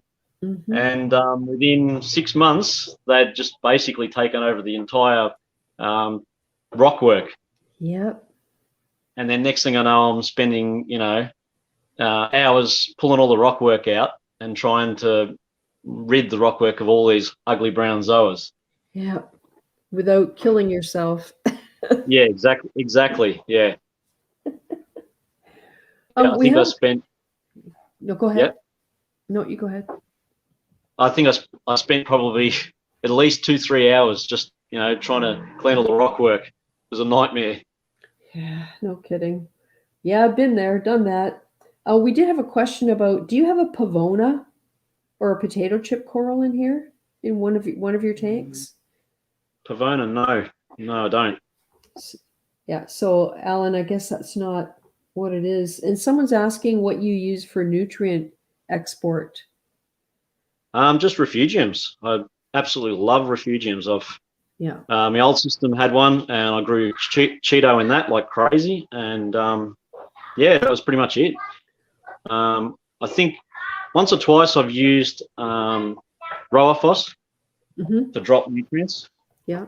But I ended up to stop using it because I just found it was just, I don't know, didn't really do as much as I wanted it to compared to a refugium.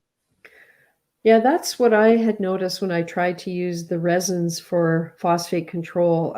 It didn't work. It didn't bring them down to a level that I felt was worth all the effort I was going to buy them, get them set up somewhere in flow, because I've never really used reactors all that much. And then I started reading things about nutrients getting stripped out of the water, and yeah. Yeah, I haven't really bothered in years. I bought a Hanna checker for phosphate, and I think the last time I used it would have been a year ago. It's the last time I used it. Yeah. So there you go. It's the old thing, right? It's like when people get all hung up on pH, the best way to solve pH problems is to put the tester in the drawer. Yeah, well, I've never really bothered much about pH. I got an Apex and it tracks the pH, but at the end of the day, I've never really bothered much with it. I know a lot of people say, I had this argument on Facebook recently that a lot of people say, oh, you get faster growth and better growth from your corals, but at one stage there with my old system, I was growing acros and millies and all that so quickly that I was having to just basically, it was like bonsaiing. I was constantly cutting coral just to keep it from each colony from killing each other. Yeah. And it was driving me mad. So in the end, I just didn't bother chasing pH or even alk. I really didn't care too much about it, as long as it didn't fluctuate more than 1 DKH in a day. Like this tank, it varies. I've had it down as low as 6 since starting it, and I've had it as high as 9.5. But the fluctuations, they're there, but they're not dramatic. Yeah.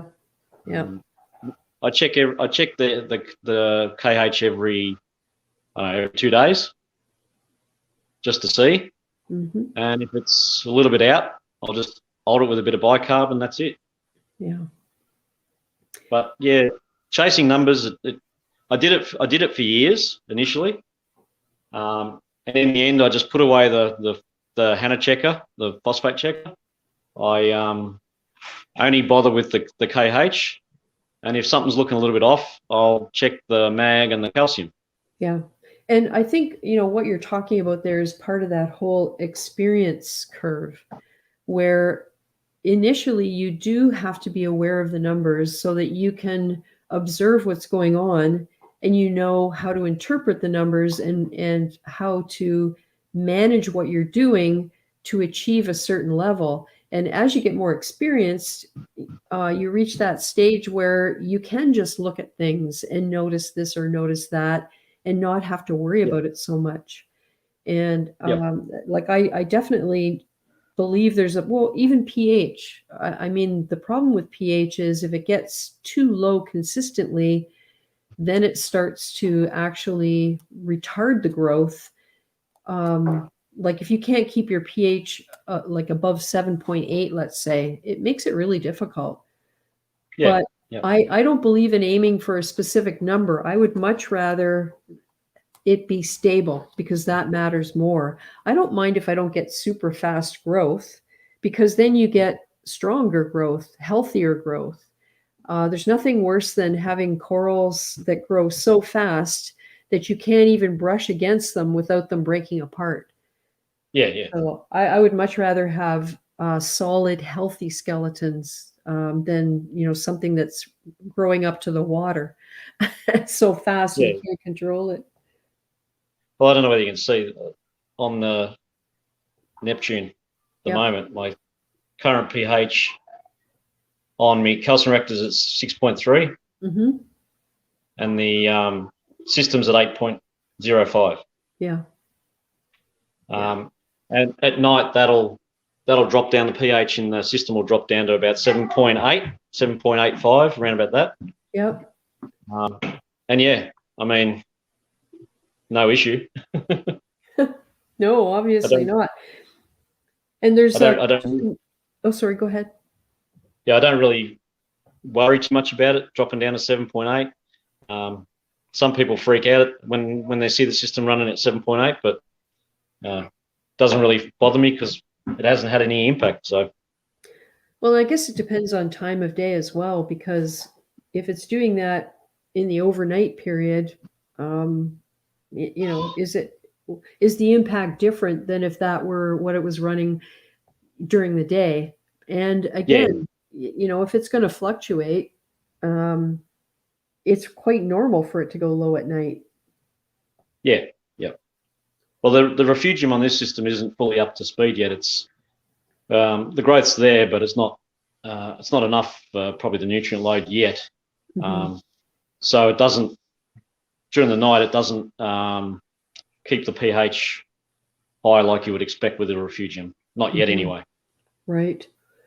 Yeah, we do have a question about whether you dose for strontium and molybdenum that Chaeto consumes.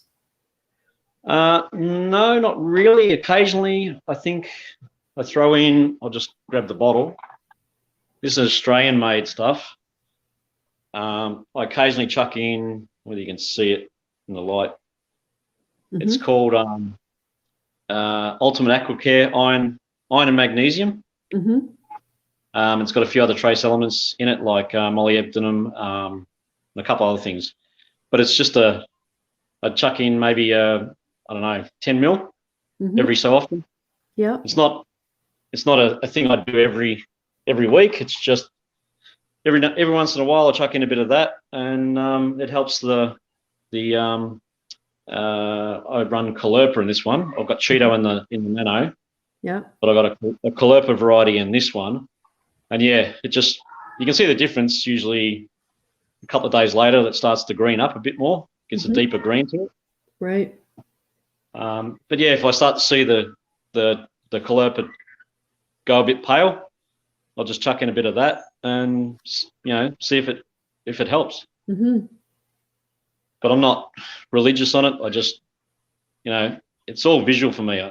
I see any change in the system, Mm-hmm. then I'll check parameters. Yeah. If not, if everything seems to be ticking along nicely, I'll just check the elk, and that's about it. Yeah. Yeah. And really that's the advantage of having the 15 years experience.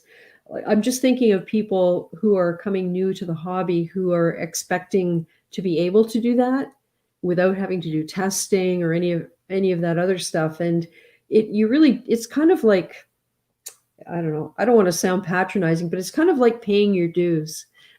We've all been through it. I have 11 years experience. We've all been through it, where you do have to sort of learn how to pay attention and what to watch for. And the only way to learn that is to know what the numbers are and what the results look like, and figure out how to achieve what you want by making the changes you need to make, and go from there, So Yeah, it's interesting.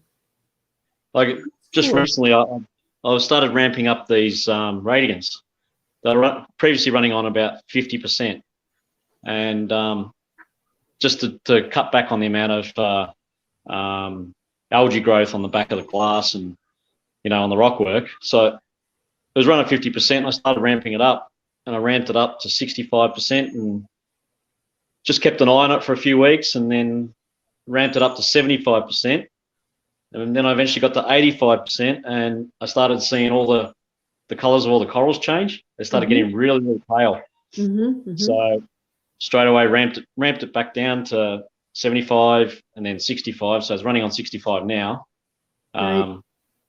And everything's come back and colored up nicely again. Nice. Whereas before, I don't have a par meter, but when I slowly ramped it up, I could see the change. I could see that the corals were getting bleached out. It was just too much for them. Yeah. And that's another point, just visually, you just do things slowly, watch for changes in the corals. Yeah. And once you see the changes start to happen, then start to evaluate. Do I need to turn it back down, the lights back down, or do I need to, check parameters, or do I need to, even go as far as getting an ICP test maybe? Who knows? Yeah, exactly. But yeah, as long as you keep your eye on all the corals and what they're looking like, and whether they look stressed, whether their color's changing, that's all that matters to me. Yeah. Then if something's wrong, something looks out, then start checking. But over the years, there's certain corals you can pick. If they're not doing well, you start to question: should I test for mag? Should I test for calcium? Yeah. Should I check the elk? Yeah, I find that with the Duncan opsamia, if it starts looking unhappy, I usually check my magnesium, and inevitably it's low. Yep.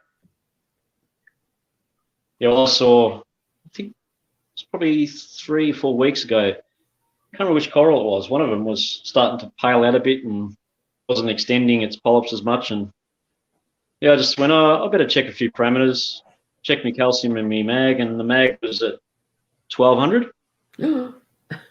Yeah. And I went, no, that's probably the problem. So I bumped it back up with a bit of mag flake and mag sulfate combined. Brought it back up to 1350, and it's all fine again. Yeah. But it was just much. Yeah.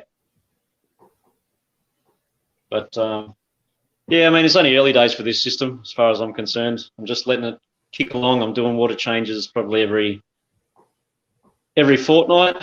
I do about 100 litres a fortnight at the moment, just because I don't know. I've done larger water change. I've done 250 litre water change on it after that levamisole treatment, and I noticed things started to look a bit unhappy. So I've gone back to 100 litre water changes, and it all seems to be fine now. Yeah, that's another balance that you have to find, is how much new water is a benefit versus a stressor. Yeah. And I've had issues with me salt too. I went from Aquaforest reef salt. I had that cause issues with nano, so I switched salts, went to Seachem Vibrant. And I really do not like the Seachem Vibrant. It is horrible to mix. But I just got out of that, and I've just bought a new salt, an Australian-made one by a company called Reef Revolution. I'm trying their salt. I just tried it yesterday on the nano, and it seems to be easy to mix, and the parameters seem pretty good. Cool. Can you excuse me for a Yeah. second? I just gotta, my husband's asking me a question. Maybe talk about some of your large coral colonies you've got there. Like, is that a Goniopora you've got in the middle? And do you have any Yeah, in Australia? I've got the red gonny in the back. That one I bought as a frag, and I had an old piece of dead coral from years ago sitting in it. I always keep all my old dead coral for the calcium reactor, and also if I want to make a change to the rock work, I'll drag a piece out, I'll bleach it, acid dip it, and then sit it in RO for a while, and then use it in the rock work. This is all actually really old rock work that I recycled. But the gonny, that was a frag, and it's starting to grow onto the old dead skeleton of a coral. I've got a yellow gonny at the front, sort of in the middle there. That one was the full colony I bought, would have been 3 years ago.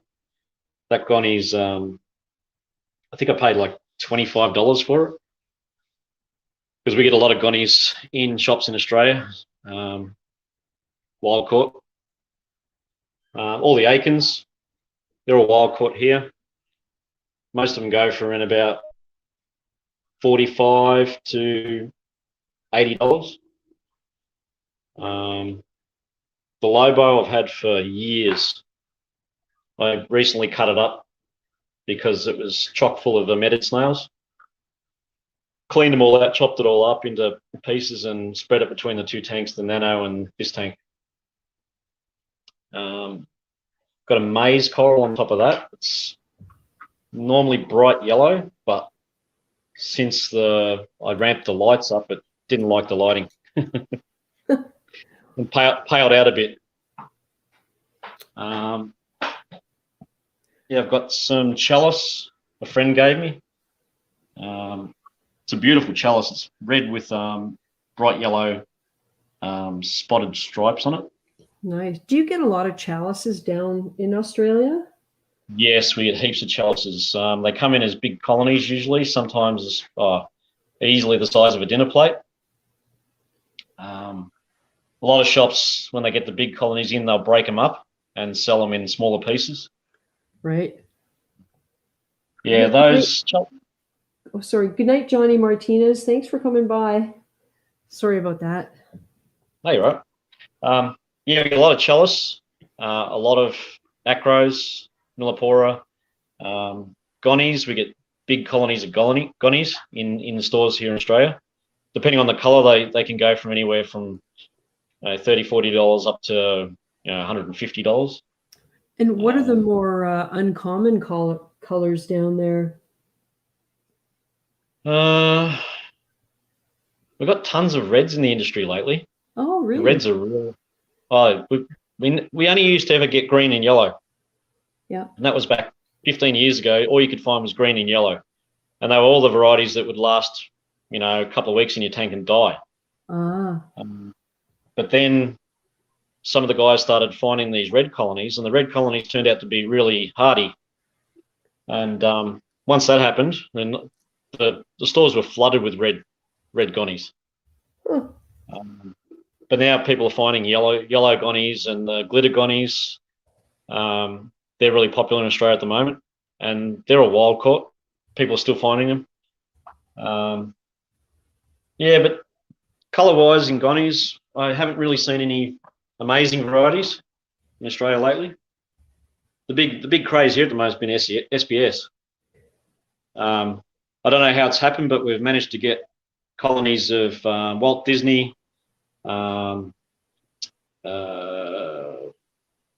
Home Wrecker, Fox Flame, and probably about 5-6 years ago, we had none of that stuff. So is this being caught, like discovered in the wild, or is I'm not it sure aquaculture? I'm not sure what's been going on, because in Australia we're not allowed to import corals from anywhere. Right. It's a complete ban on importing corals, but strangely we can import fish, because we get a lot of fish from Indonesia and of course yellow tangs from Hawaii. Yeah. But when it comes to corals, yeah, I don't, maybe it's been illegal imports of Walt Disney and, Fox Flame and all that. I don't know. I don't really know. Yeah. I mean, no one talks about it, but for them to pop up in the industry recently, it's quite interesting. And what sort of price is a yellow tang down there these days? 2,000. I think the cheapest I'd heard of. I haven't actually seen them in the stores because I haven't had a chance due to all the lockdowns we're having here in Victoria. I haven't had a chance to go to the stores a lot, but the cheapest I heard was $950. Wow. Yeah, that's the kind of price we have here for a gem tang. Well, gem tangs here, the cheapest I've seen so far is $1,500. Holy smokes. And I got my yellow tang at my LFS in October for $79 Canadian dollars. And it's a beauty. It's a gorgeous little fish. And it's not huge, but it's grown a lot since I've had it. Well, I recently bought the coal and the purple, and both those were $250 each. So not exactly cheap. No. Yeah, but at the moment, the big craze, like I said, is SBS.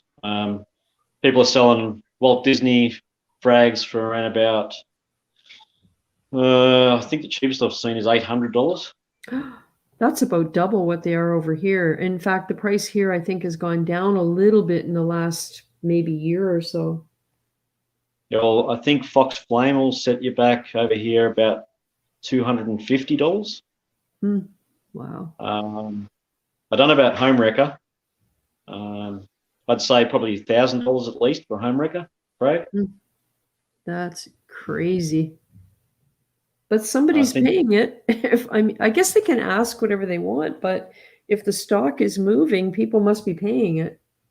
Oh, the people are paying it because it was a big craze in America. Now that those pieces have shown up in Australia, people are just going crazy over it. I mean, I won't pay that sort of money. The most I've ever paid for a acro frag's been $100, and that was for a pink Cadillac frag. Wow. And you mentioned earlier about buying a colony that was brown when you got it.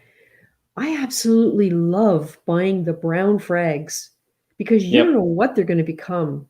And that's the exciting part of it, because it'll be unique to your tank. Someone else could buy it and it could end up being something completely different as far as color and all that sort of thing. It's actually a really fun part of the hobby. Yeah, well, probably 10 years ago, that's all I was buying was brown colonies in the store, because, like I said, a colony the size of your hand when it comes to SPS were $25 to $40, and when they're browned out, you could get them for $15. So I'd go down the store and buy a $15 colony, and not knowing what color it was going to turn out to be, and then I'd sit it under the lights for 3 months, and it'd start to change color, and you'd find out soon enough whether it was going to be green or whether it was going to be something interesting. Yeah. One of my favorite pieces, and I lost it during a tank issue that I had with alg, and I got STN, and it slowly died off on me, and nothing I could do would save it. And that was a brown piece I bought for $15, and it turned into a beautiful smooth skin acro that was like a velvety pale purple color. Oh. And it had bright pink polyps on it. It was the most Oh my amazing God. piece. Wow. Absolutely loved it. Grew it into probably a dinner plate sized colony, and then watched it slowly disappear. And no matter what I did, I couldn't see. Wow. But that's like you said, buying the brown colonies in the stores can be really interesting to see what they turn into. Yeah. Yeah, that happened to me with a Caribbean source Acropora that I called RG Carpet Bomb because, of course, it didn't have a name, so I thought I'm going to give it my own name. But where it encrusted, it was brilliant neon green at the growing edge, and it gradually changed into a mossy olive green. And then as it went up the branches were bright mustard yellow. And the polyps on it were, I could never tell whether they were like a dusky purple color or just a dark brown. Yep. But that thing was just amazing. And unfortunately, I lost it when I used ammo lock when my fish all died. And then I read about it. I should have read about it first because I never would have done it. But I was trying to control an ammonia spike. And had I left it alone, the bacteria and everything was sufficient to handle what was happening. I just, I acted too quickly and I ended up losing it. But yeah, that was like just kind of a muddy brown with a little bit of olive green on it. And boy, it was beautiful. So now when I go to the fish store, if they get a new shipment in, I look for the brown ones because as you said, you can get them cheap. Yeah, well, for $15, if you can get an acro colony that's brown, and you never know what it's going to turn into, it's kind of cool. Yep. You know what? It's way better than spending $500 on a Walt Disney and taking it home and watching it turn brown. Exactly.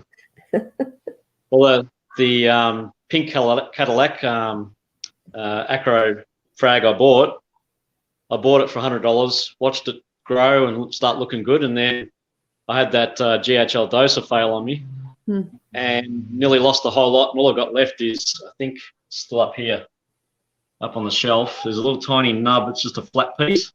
I don't know whether you can see it on the rockwork there. Yeah. And it's kind of green at the moment.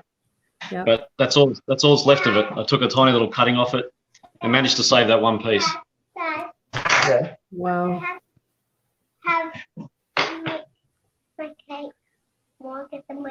Okay. All right, I'm going to have to go. The daughter wants to make cake. All right. You can't pass that up. Yeah. Well, thanks a lot for coming in tonight. This was really interesting. And, even hearing about what's going on in your part of the world. You're in Victoria, Australia? Yeah. Yeah. It's always great to hear how different things are there. So that's awesome. Thanks for coming in, and I hope that cake is really tasty. Yeah, it will be. All right, kiddo. Great. See you, everyone. Yeah. Bye. Bye. Bye. Bye. Oh, that was cool. Yeah, that's I love the perspective from different parts of the world, and that's kind of what I'm looking forward to. I mean, not that it's not interesting what happens here in North America, but when you think about how widespread the hobby is around the world, if we can get people's perspectives and experiences and opportunities from other parts of the world, then that's awesome. So if you feel like leaving a comment below the video of this live stream, let me know what you think. Saturday, Sunday, what would work? I don't want to not have a stream Saturday night if this is the only time that works for people. And we'll see what happens. I'm up for 2 streams. I'll get lots of sleep beforehand. So I think I should say good night. And we've gone for, what have we gone for? 3 hours and 40 minutes. But you know what? It's not midnight yet. So with any luck, I'll get to bed before 5 a.m. And thanks, everybody. This was really cool to see everybody. And let me think, I told you about my heating system worked, my water change is in progress, showed you the sump, told you about my angelfish. I think that's pretty much it. Other than to say, I guess we'll see you back here next Saturday, February 20th at 8 p.m. because I like the early start. I feel like I had a lot more energy and was able to last a little longer before running out of energy. All right. So good night, everyone, and keep yourselves safe. And I hope it's a good week for you all. And we will see you next week.